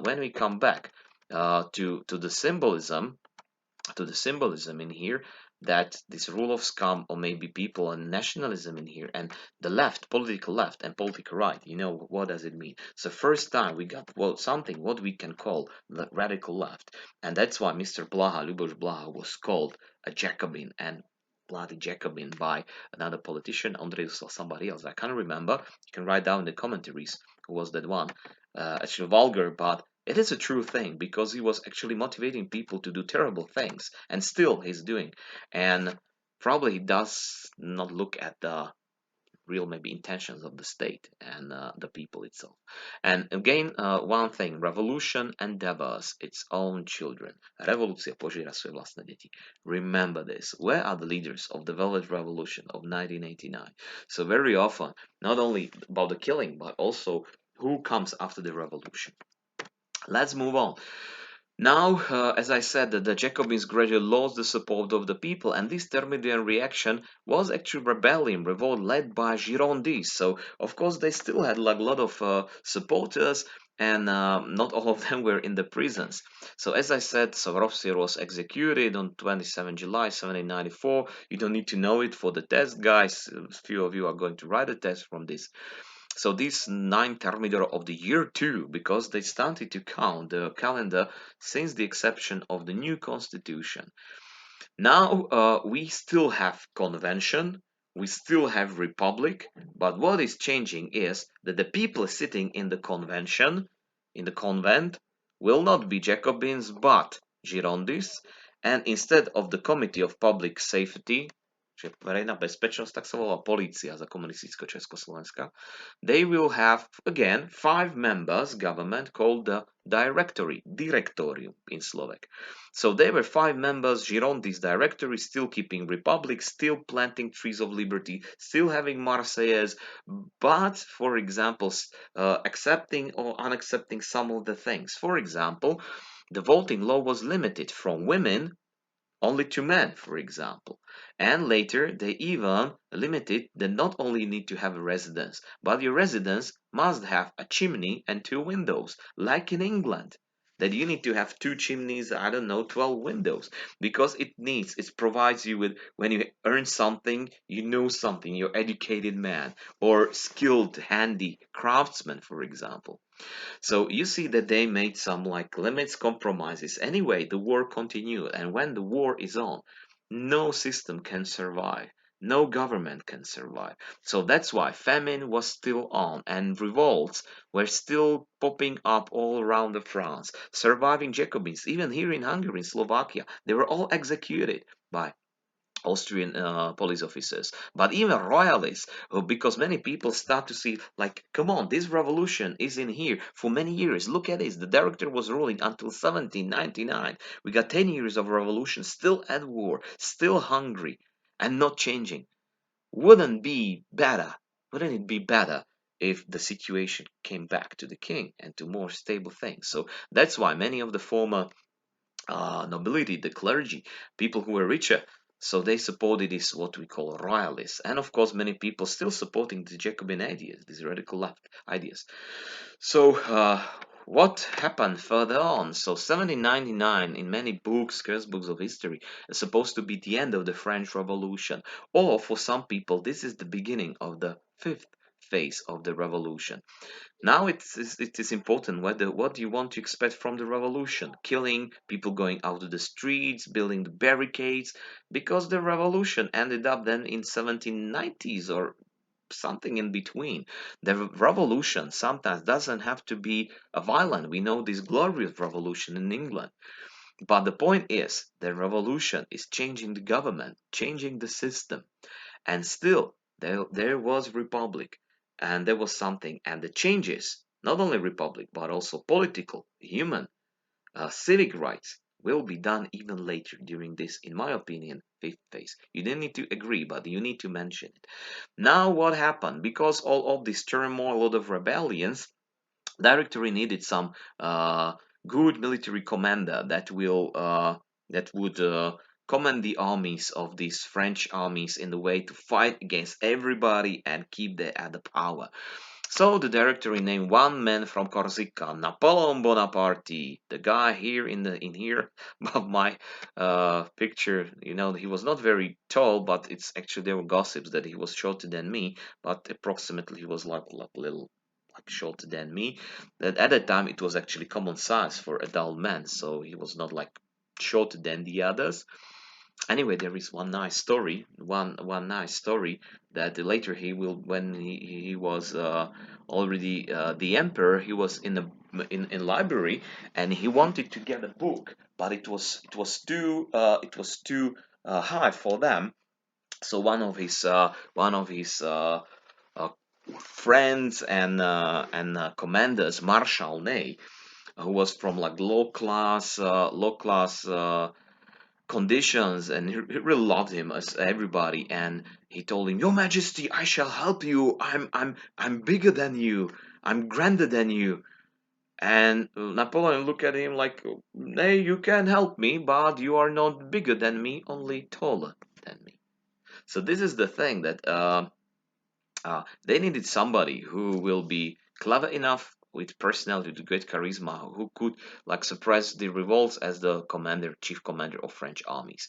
Gradually, he seized absolute power, but at the beginning, in 1799, he helped to actually oppress these rebellions of Jacobins, of the Royalists, and in 1799, uh, he actually took power from that. But what had happened before and what come to these Napoleonic Wars will be in here. Don't forget, this is not bonus task for you. This is compulsory task as a part of your assignment. So let's move to the last part of it, but I have to check the time of recording. 20 minutes. Yeah, I promised to make this video no longer than 2 hours. No longer than 2 hours, but I will move on with this. Okay, so let's go to the last part of this French history, Napoleonic Wars, 1799, 1815. Yeah, this is the longest period, isn't it?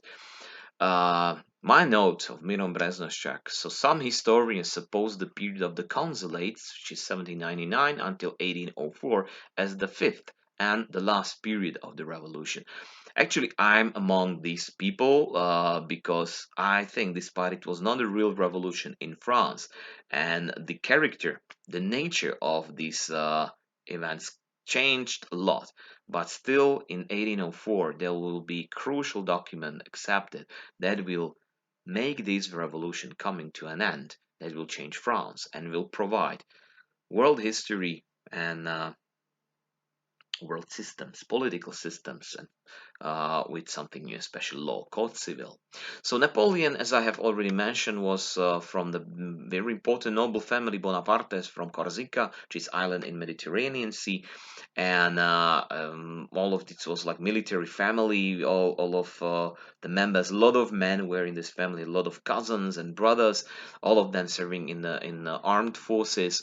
So he made a great career in the campaign to Italy because he was among the commanders of these revolutionary armies, and he said that, like, what is the best, this is like well known military quote, that which is the what is the best defense, the assault, the attack. So instead of defending the borders of France, he decided to invade, and not invade Germany, or I don't know, of course Britain was impossible, that but to the country that is actually close to French with the language, also similar ideas with Renaissance and so on. And that was Italy. Italy at the time, it was divided in many smaller kingdoms under the influence of Austria or Spain, for example.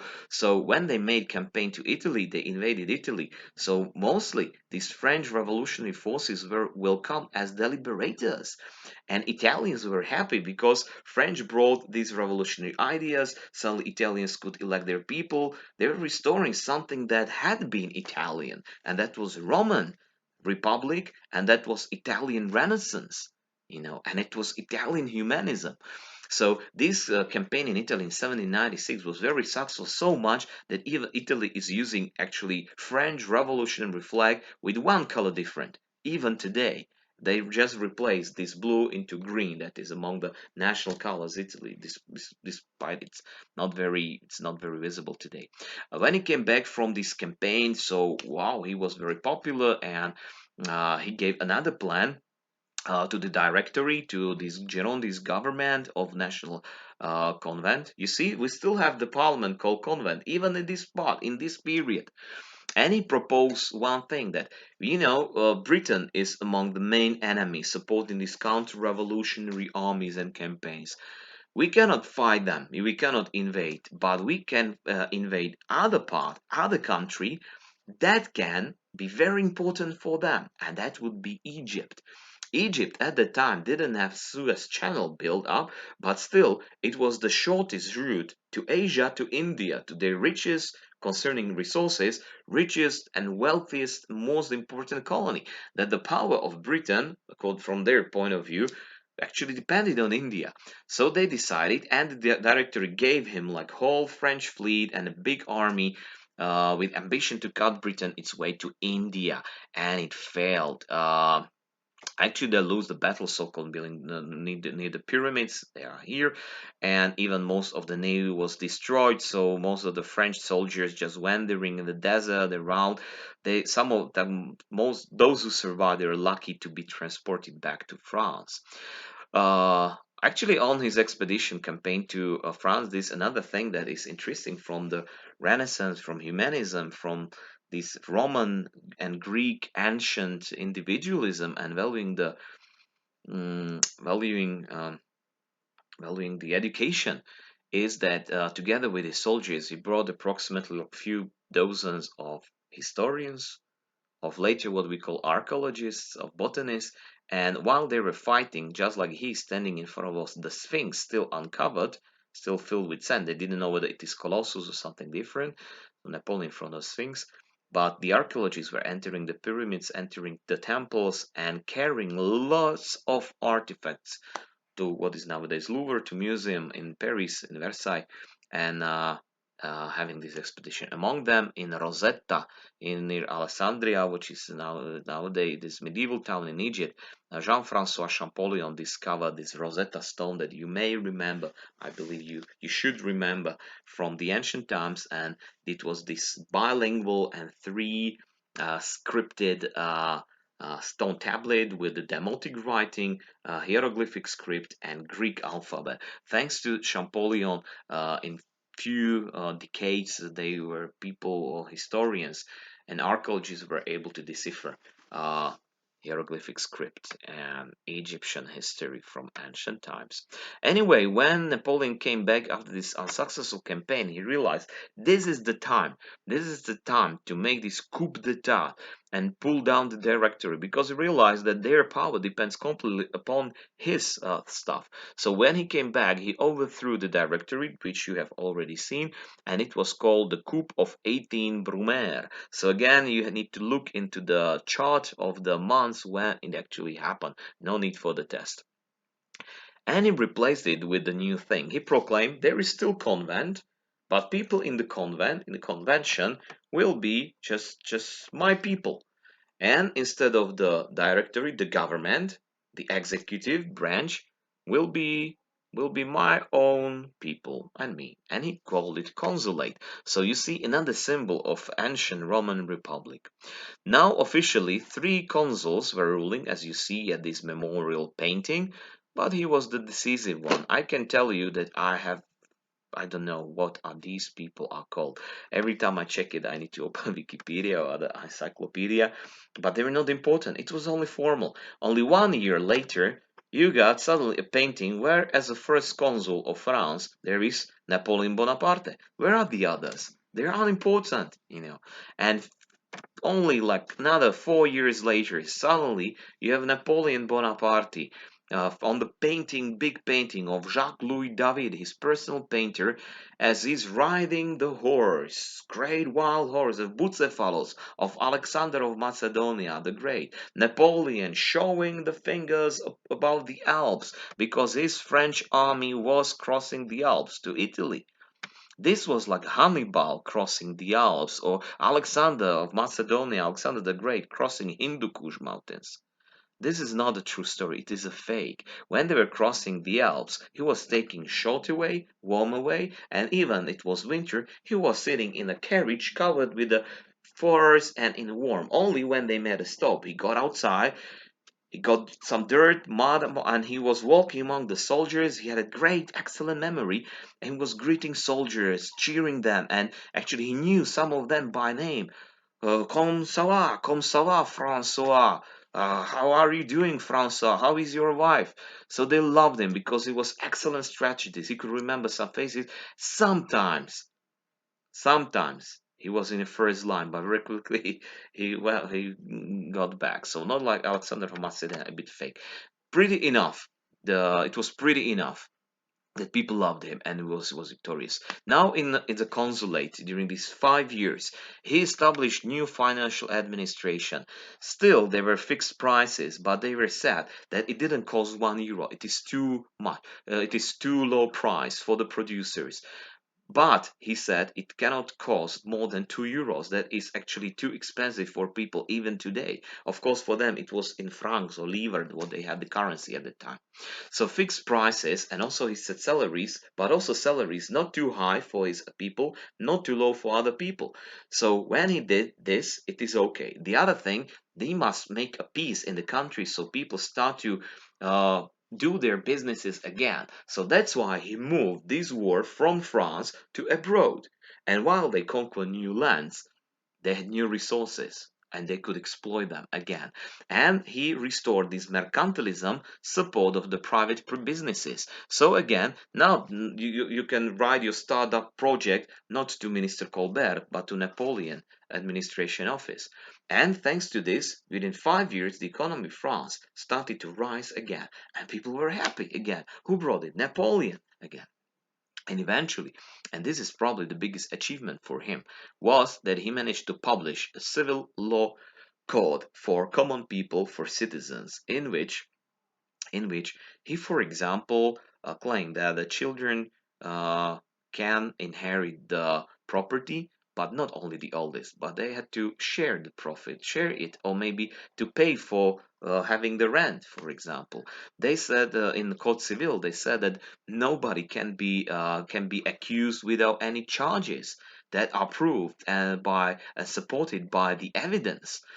They said, for example, you cannot be imprisoned without any serious accusation and with no chance to defend. So even if you were a traitor, a spy, Austrian spy, the French gave you a Tony who should defend you.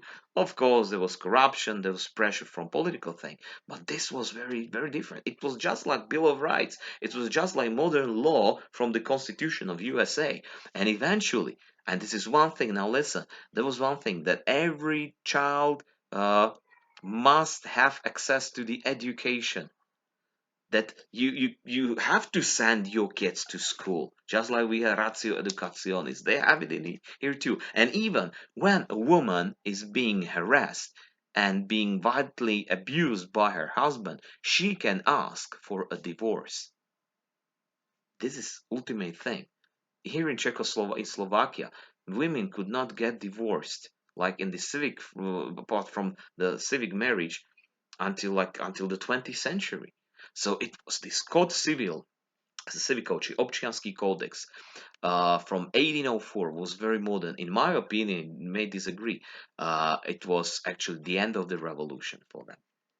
Let's have a look what he himself told about Code Civil de Française. My true glory is not to have won 40 battles. Waterloo will erase the memory of so many victories. But what will live forever is my civil code. Napoleon won almost all battles apart from the Battle of Trafalgar, the Battle of Leipzig, and the Battle of Waterloo. That was ultimate defeat, symbol of ultimate defeats for anybody. But what remained, and he was true about this, was that Code Civil was something that survived him. And despite after his death and after his defeat in France, they would restore monarchy. People were already infected by equality, by this modern law code. Probably if let's say imaginary Russians will win the war, Mr. Kotleba Uhry will win the war, European Union will be pulled down. Do you really want to have the previous system back with Russians or some, I don't know, Vladimir Mečiar ruling here for 30 years, or Robert Fico ruling here for all his life in here, and you cannot like have free speech. Look at Hungary there, or for example, up in Poland, that women can get like serious abortion even when their life is endangered. So this is something that really like civil rights well preserved from the revolution, and even equality at law and at the trial were preserved and were guaranteed. The civic marriage was introduced. This is something brand new. And even with my Alenka, we will have civic marriage. Not this one. This is our decision. Nobody can force us. Another thing that they, for example, introduced the metric system because it was logical. It was based from the real size of the globe, the real weight of 1 liter of the water, and it is you can count it anywhere, use it anywhere. And that's also the reason why metric system is not used in USA and in England. Is continental measurements, because they were fighting Napoleon at the time. I mean, the British. Anyway, Napoleon was still a dictator, and he established a police regime that had secret police that was hunting for the Jacobins, Girondists, Royalists, anybody who was criticizing him, and many people were sent to prisons. Anyway, he was executing almost nobody. So on one way, he moved this violence from France away outside, over the borders. So for that reason, people were happier during his rule. So that was one part. Last thing that I want to mention from this consulate period was 1805, a concordat. La concordat, concordia in Latin, it means agreement, swornost. Yeah. It was actually agreeing with the Pope because French armies, while conquering Italy, giving them freedom, but who would become the king of the Piedmont kingdom, his brother of Sicilian kingdom, his second cousin, and so on. So when they entered Rome and met with the Pope, of course, the Pope was scared because these French revolutionaries were anti-clericals. But Napoleon, he was different. He said, I'm baptized as a Catholic. I don't want to kill you. I don't want to destroy the papal state, but I need the support for surviving maybe the dynasty, maybe the state. And it's very important to have agreement even with you, because if the Pope supports Napoleon, the Republic, then there is actually no reason for many Catholic countries to invade France. And for that reason, he said, we are going to restore and bring, of course, in southern France, not because there were many Huguenots, but in northern France with a lot of Catholics, we can actually restore religious education at schools, if you wish, or we just give bishops back their temples, restore the power of the church, but I will appoint the bishops, remember, investiture controversy, and I will let you be, I shall protect you. And he agreed. And this was that French Republic, despite being very anti-clerical, they still were Catholics, and they were protecting the Pope, the Vatican, the Rome, even from Italians until 1871, when the Kingdom of Italy eventually united, and they will take over the protection of the Holy See. Podobný concordat, similar treaty, was accepted also with among the Holy See of Vatican with the Slovak Republic, and for that reason we have religious education as a compulsory subject. Otherwise, there will be no reason why people are in here. So this is interesting. For example, we cannot decide who's going to teach religious education at our school because it is chosen by the bishop or local priest, I don't know, whoever. We cannot enter it as Ministry of Education. So maybe calling the police, probably that would be only one. Okay, so what happened is that in 1804, when Napoleon managed to pass this Code Civil and he has this Concordat support from the Pope, he could come to the step that all the time, as you see, he was calling his government consulate. He let himself painted as Alexander of Macedonia. He actually saw himself almost as Gaius Julius Caesar, and he decided to copy actually the steps of Caesar, that from military commander to savior of the state, an ultimate ruler, giving money, food, circus et panem, games and bread, and even the rights to the people, so he could become the only ruler in here. And eventually to abolish republic. So what he did was that he needed, for that reason, in the concordat with the Pope, that you cannot proclaim yourself a king or a duke or a nobleman or even the emperor. Only the Pope can decide, and the Pope did it so because they were occupied by the French. So when he was given a permit from the Pope in 1804 in France, in Paris, Napoleon proclaimed and coronated himself to be the Emperor of France.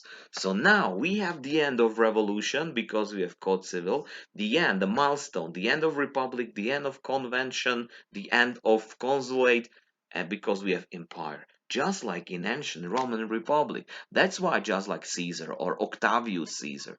And now coronating his wife Josephine, actually soon he will get divorced with her because next year he will defeat Austrian Empire and seize the power. So let's have a look.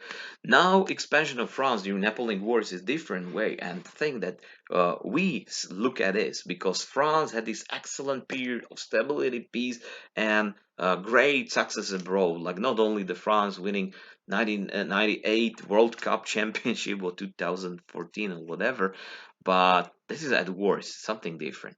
Anyway, as you realize that from these unsuccessful counter-revolution campaigns of European states, Napoleon changed this defensive war to aggressive war.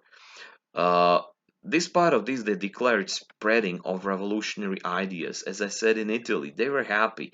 They brought it to Germany. Well, so. Some were happy, some were not.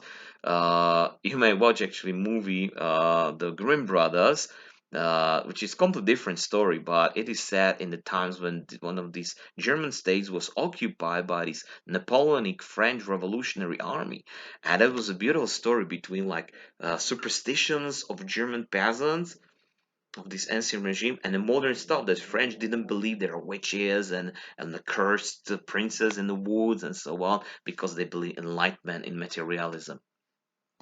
Actually, in fact, and it was visible, especially maybe not in Austria so much, but especially in Spain and in Russia, that for most of the French army, it was just spreading of this French imperialism. Because since it is the empire, they wanted to be bigger. An empire must have bigger territory than the borders of the state, of a nation. There is no brotherhood anymore, because even Germans are brothers of the French.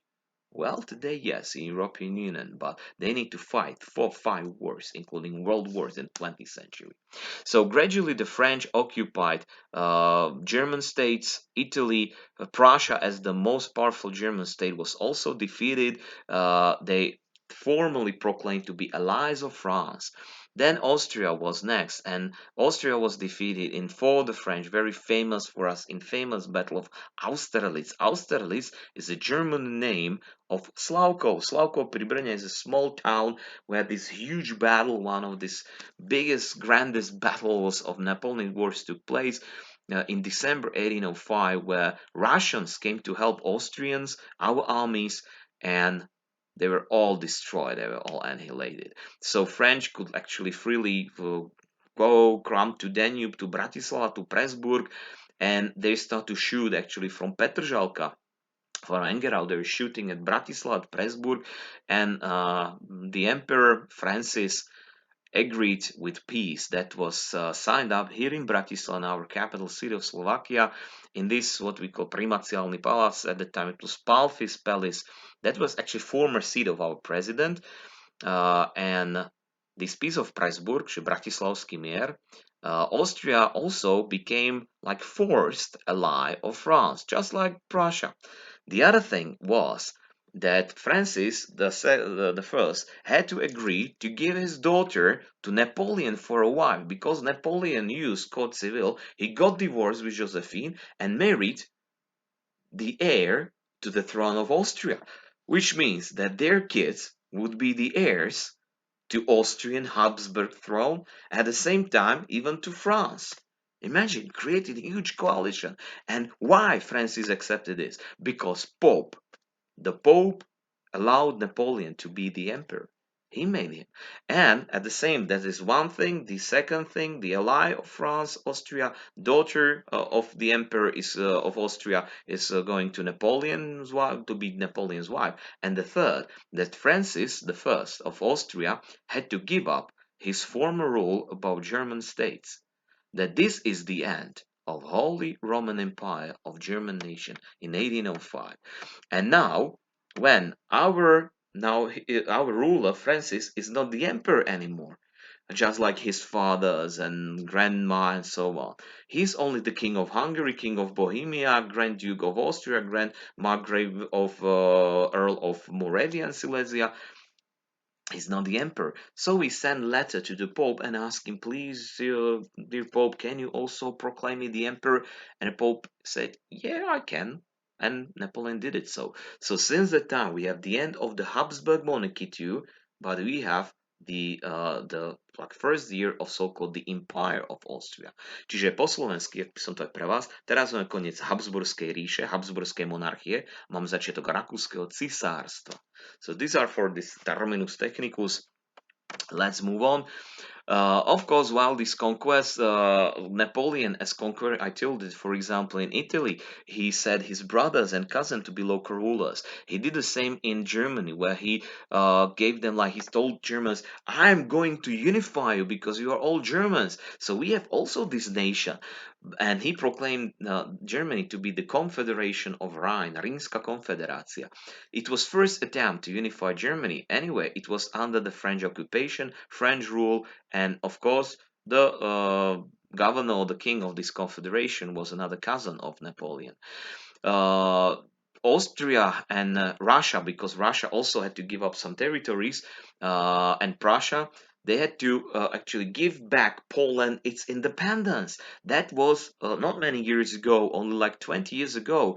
Poland was eventually occupied and divided, 3 partitions of Poland, remember? Now, Poland was restored as a Warsaw Archduchy, but again, Napoleon's cousin was proclaimed the King of Poland. Anyway, Poles loved Napoleon because he gave them freedom for a while. That's why it will be partitioned again in 1915 for the fourth time in past 50 years.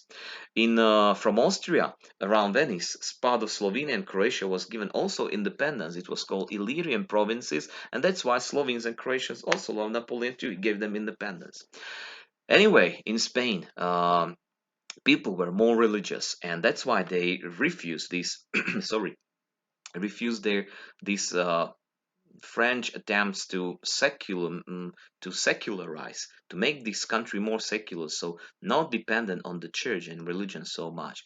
And despite the Spanish army was defeated, most of the civilians took up their guns, went to the woods or to the countryside, and start fighting the French troops as partisans. They call it a small war, not la guerra, like war, but little war, small war, guerrilla. From this, the even Spanish but also English language got a new word that we call also the partisan warfare, in which civilians who are armed are fighting these armed forces. Of course, now the French started to set the bloody reprisals. They executed many people, like this painting of Francisco de Goya. And while Spain was being occupied by French. In Portugal, in British forces embanked, and there was actually very big battles, famous battles, where these British and Portuguese forces fighting the French in Spain became legendary in many books and movies and TV series. And so Francisco de Goya experiencing those times actually was not happy about Spain, because in Spain there was still Inquisition. They were being people, women tortured because they're supposed to be witches still in 1812. So that's why the French wanted to modernize Spain. Anyway, these wars ended up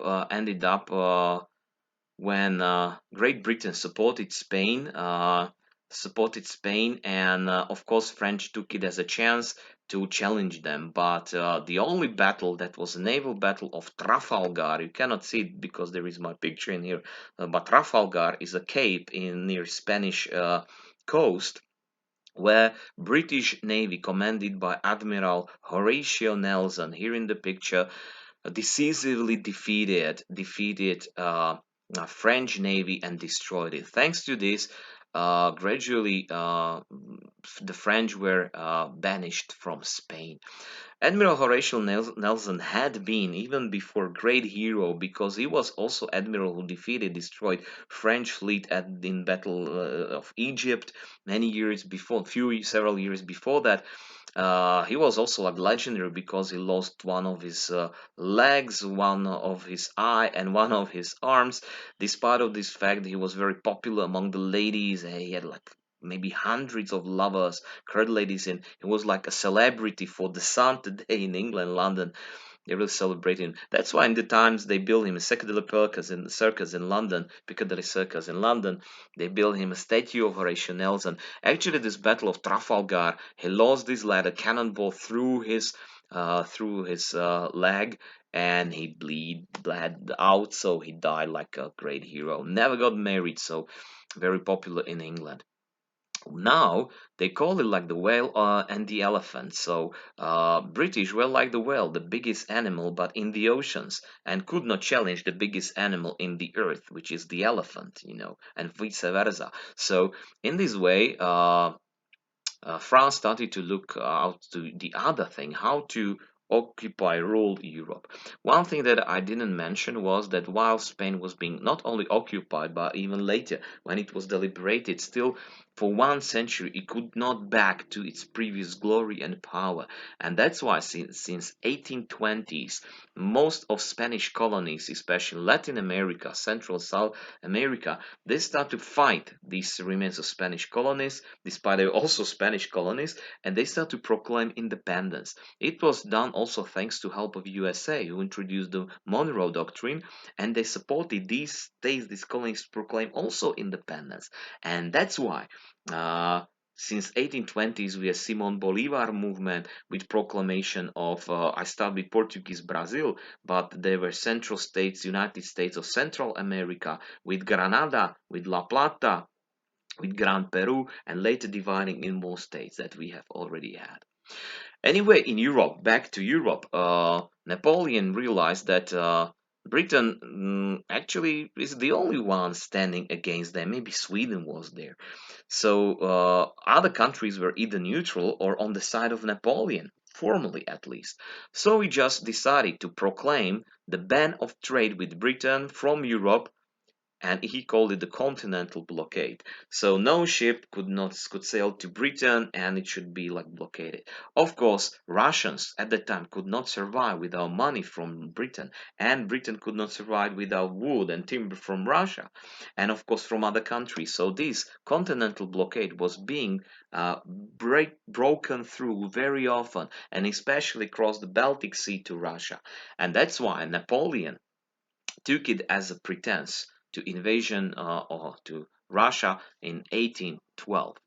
So he firstly started negotiating with Alexander I, with the Tsar of Russia, who said like we don't know about anything. Of course, they didn't want to challenge him. Anyway, the pretense was big enough for Napoleon, and probably his complex of the conqueror was big enough, so we gathered not only whole French army with approximately 400,000 men, but also their allies, including Poles, including Spanish troops, Dutch troops, many of German states, even Austrian armies, together 600,000 men.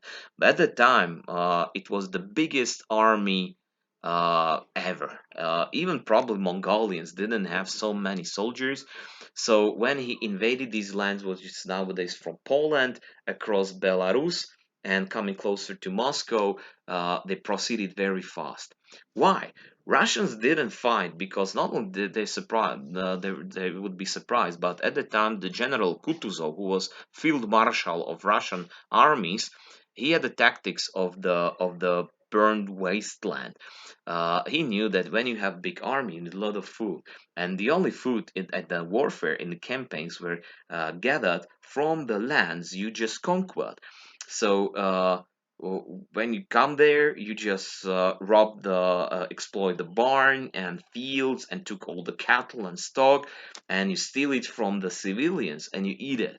So that's why Kutuzov ordered all civilians to move to like 200 kilometers away, down to the south, up to the north, and they burned down their houses, burned down the fields, took all the stock with them, with civilians. So when this French army, Grande Armée, were coming to these Belarusian towns and Russian towns, they found only burned land with no food. In few weeks, they started to starve.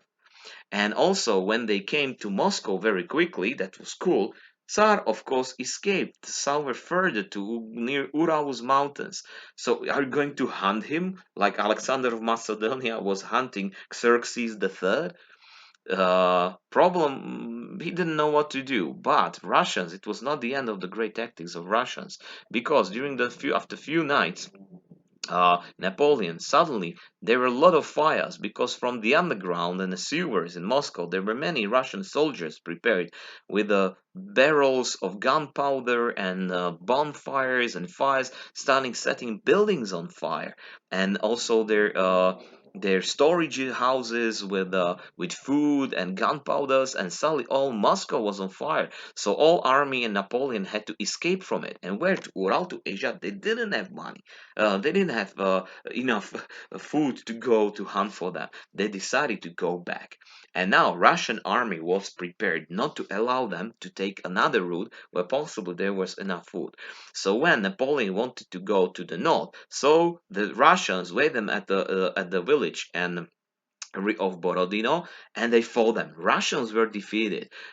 French managed to cross the river, but they suffered so terrible casualties that Napoleon could not continue to the north. He had to turn to the south, and there was another battle of Berezina, another river. While crossing the river, Russians attacked them in a huge battle. Again, French won, but again, they suffered so many casualties they didn't enough forces to move down to the south. So they were forced to take the same route they were already starving on the way to Moscow. And that was the time when the winter came to Russia.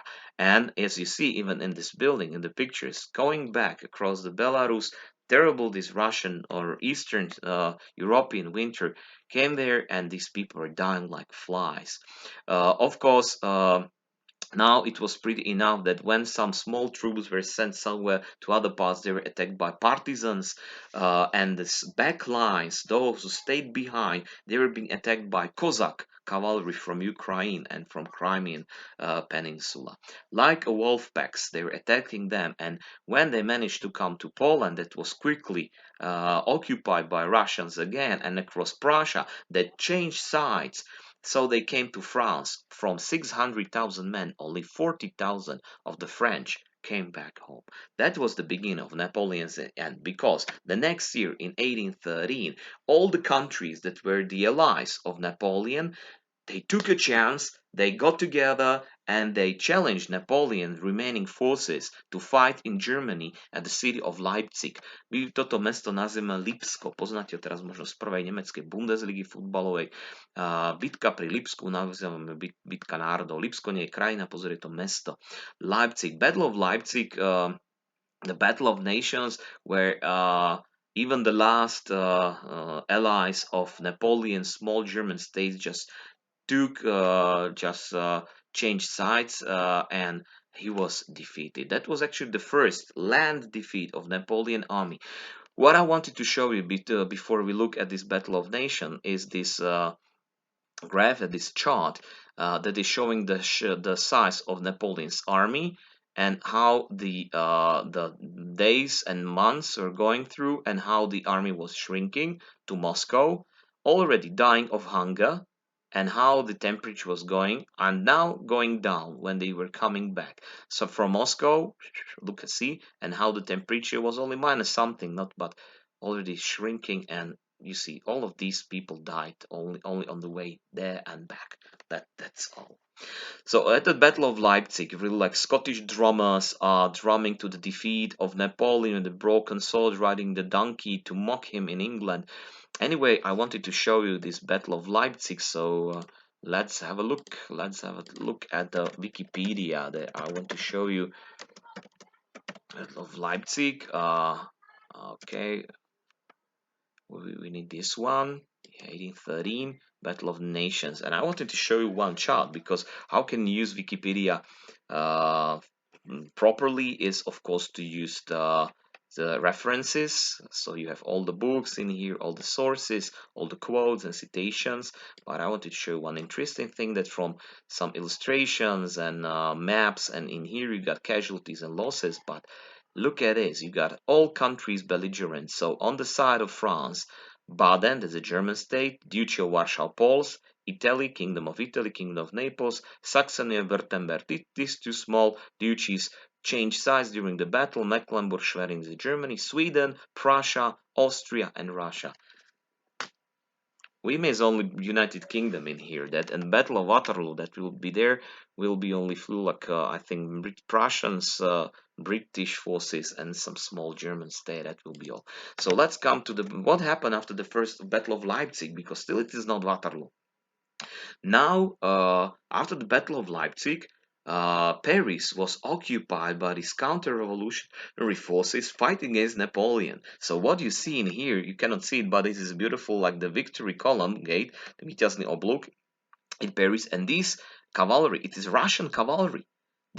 We are in the year 1814, the beginning of 1814, and Austrian, Prussian, and Russian forces are marching across the streets of Paris. So Napoleon, now in captivity, was decided to be sent to the island Elba. Elba is in Mediterranean Sea, very close to French and Italian coast. Why he was not executed? Because the Pope proclaimed him and allowed him to be proclaimed the emperor, and he was still husband of Empress Princess of Austria. So this is something that prevented these coronated heads monarchs of other Europe to send into that, because from the God's will he was already also blue-blooded coronated head the emperor, and they didn't want to repeat the mistakes what they done from their point of view during the English Revolution with the Charles the First being executed.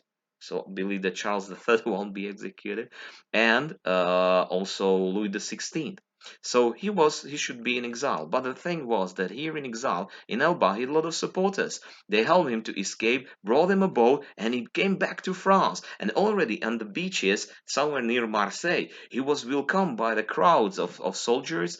And they joined him, and it was a triumphal return to Paris, where he was restored. So only very short, 3 months, only one a few months, while in France the monarchy of Bourbons was restored and Louis XVIII came back to Paris, he had to run away because Napoleon was coming back, not Batman return, but Napoleon's return. So he marched across France. As you see, he was welcomed by greeted by his soldiers. He entered the Paris in a triumphal way, and he restored the empire of France. Come on, we had the first empire. This is the second empire. So now this empire lasted only 3 months, because for 3 months, because uh, Britain and Prussia decided to act very quickly before Napoleon will be able to raise new armies to train them well. And now, since all his best soldiers were dead on the plains of Russia and Belarus, so these guys, despite they were like really loving Napoleon, they were either old men or too young, who were not experienced great soldiers. So Britain and Prussia didn't want to wait for Russians and Austrians, and they challenged this Napoleon's army in Belgium near the town called Waterloo. And here, in a big and very famous battles that is among the most important in history, they defeated French forces, French army, and Napoleon was defeated. The armies were defeated in such decisive way that Napoleon had no power to take it back, and even in France, for many years, the monarchy was restored. Here, this is the attack of French cavalry. Perhaps this guy leading this French cavalry attack may be Marshal Ney, invading the Scottish children of the sharpshooters. Soon this attack will fail, and the Scottish troops will besiege this cavalry, and this cavalry will be fighting in the middle. And as this chivalry warfare, the commander of these British troops will several times call at Marshal Ney, "Surrender, Ney! The battle is over, surrender!" And Marshal Ney responded him always, because, as I told you, he was one of these Napoleon's pets and great marshals. But because of revolution and Napoleon, he, from a simple peasant or poor from the town, he became great field marshal, and he refused to do that in his typical way, his typical fault. He said, "La merde." So sorry for the bad words. Pardon my French, because this was actually French bad word for a poo. And since that time, it became tradition for many French politicians, when they resolutely wanted to deny something, refused, even in European Parliament. So a lady politician will stand up and say, and she will actually scream, "La merde!" So refuse it. So this is some kind of very maybe funny, but political response that, in the way, like, not no way for this. Napoleon was imprisoned again, and not in Elba. He needed to be sent somewhere to other, like, faraway, distant place. And British picked up island called St. Helens. That is very small island in the middle of Atlantic Ocean. If you count it in the scales, there is approximately, I don't know, 2,500 kilometers to coast of Africa and 3,000 kilometers to coast of Argentina in the South Pacific. So he was living in this small but nice house, only watching the ships sailing around. And there is not in the painting, but here behind there is all a squadron of British soldiers guarding him all the time.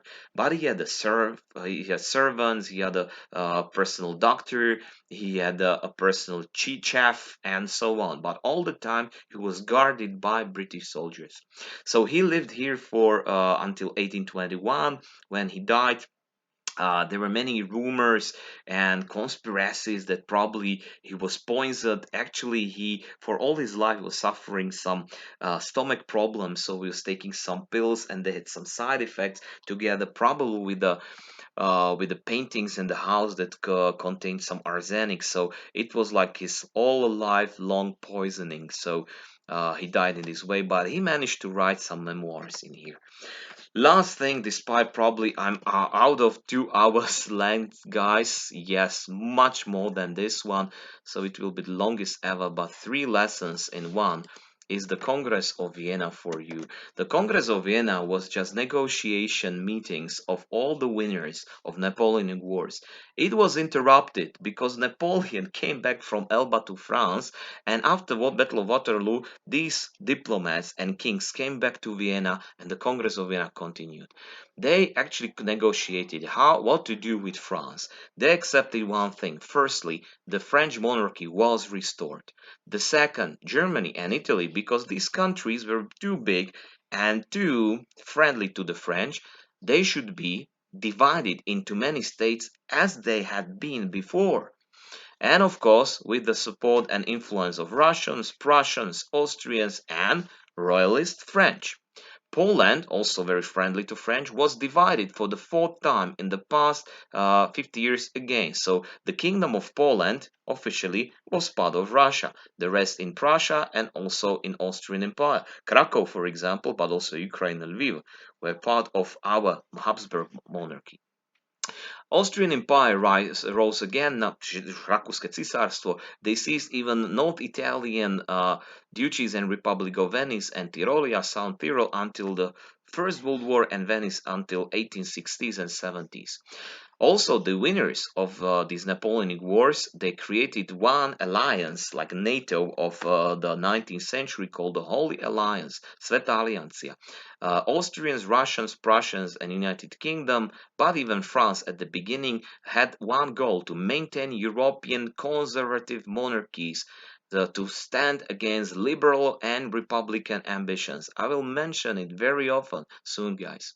Its main leader was Clemens Metternich, who was chief chancellor of Austrian government, because at the time our new king Ferdinand V was mentally disabled. He had like 70 IQ and he was not proper to rule. People called him like the good one, Ferdinand Dobrotivý, but that's why the real power was in the hand of the chancellor Metternich. He had the power behind the throne. At the beginning, especially also Russian Tsar Alexander I, and that's why uprisings in Poland, but also in Austria, in the Balkans, in Belgium, were being oppressed by all these countries too. Still, in 1848, Russians came to help Austrians to defeat Magyar Hungarian Revolution of 1848-49. We invited them because we were fighting Hungarians, our enemies at that time. But actually, Russians stopped liberal reforms. What Hungary could have been very different.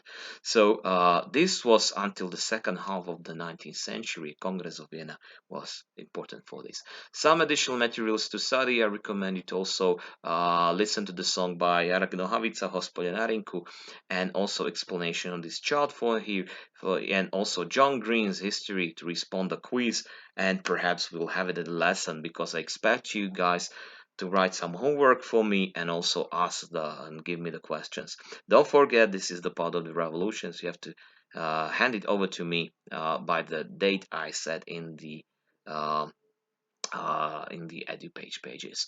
So the longest YouTube lesson ever. Sorry for that, but this is really a big topic, so I believe you enjoyed it. 2.5 hours together. Takže prajem pekný deň a takedy na budúce, hádam už pri kratšom videu. Ďakujem, majte sa.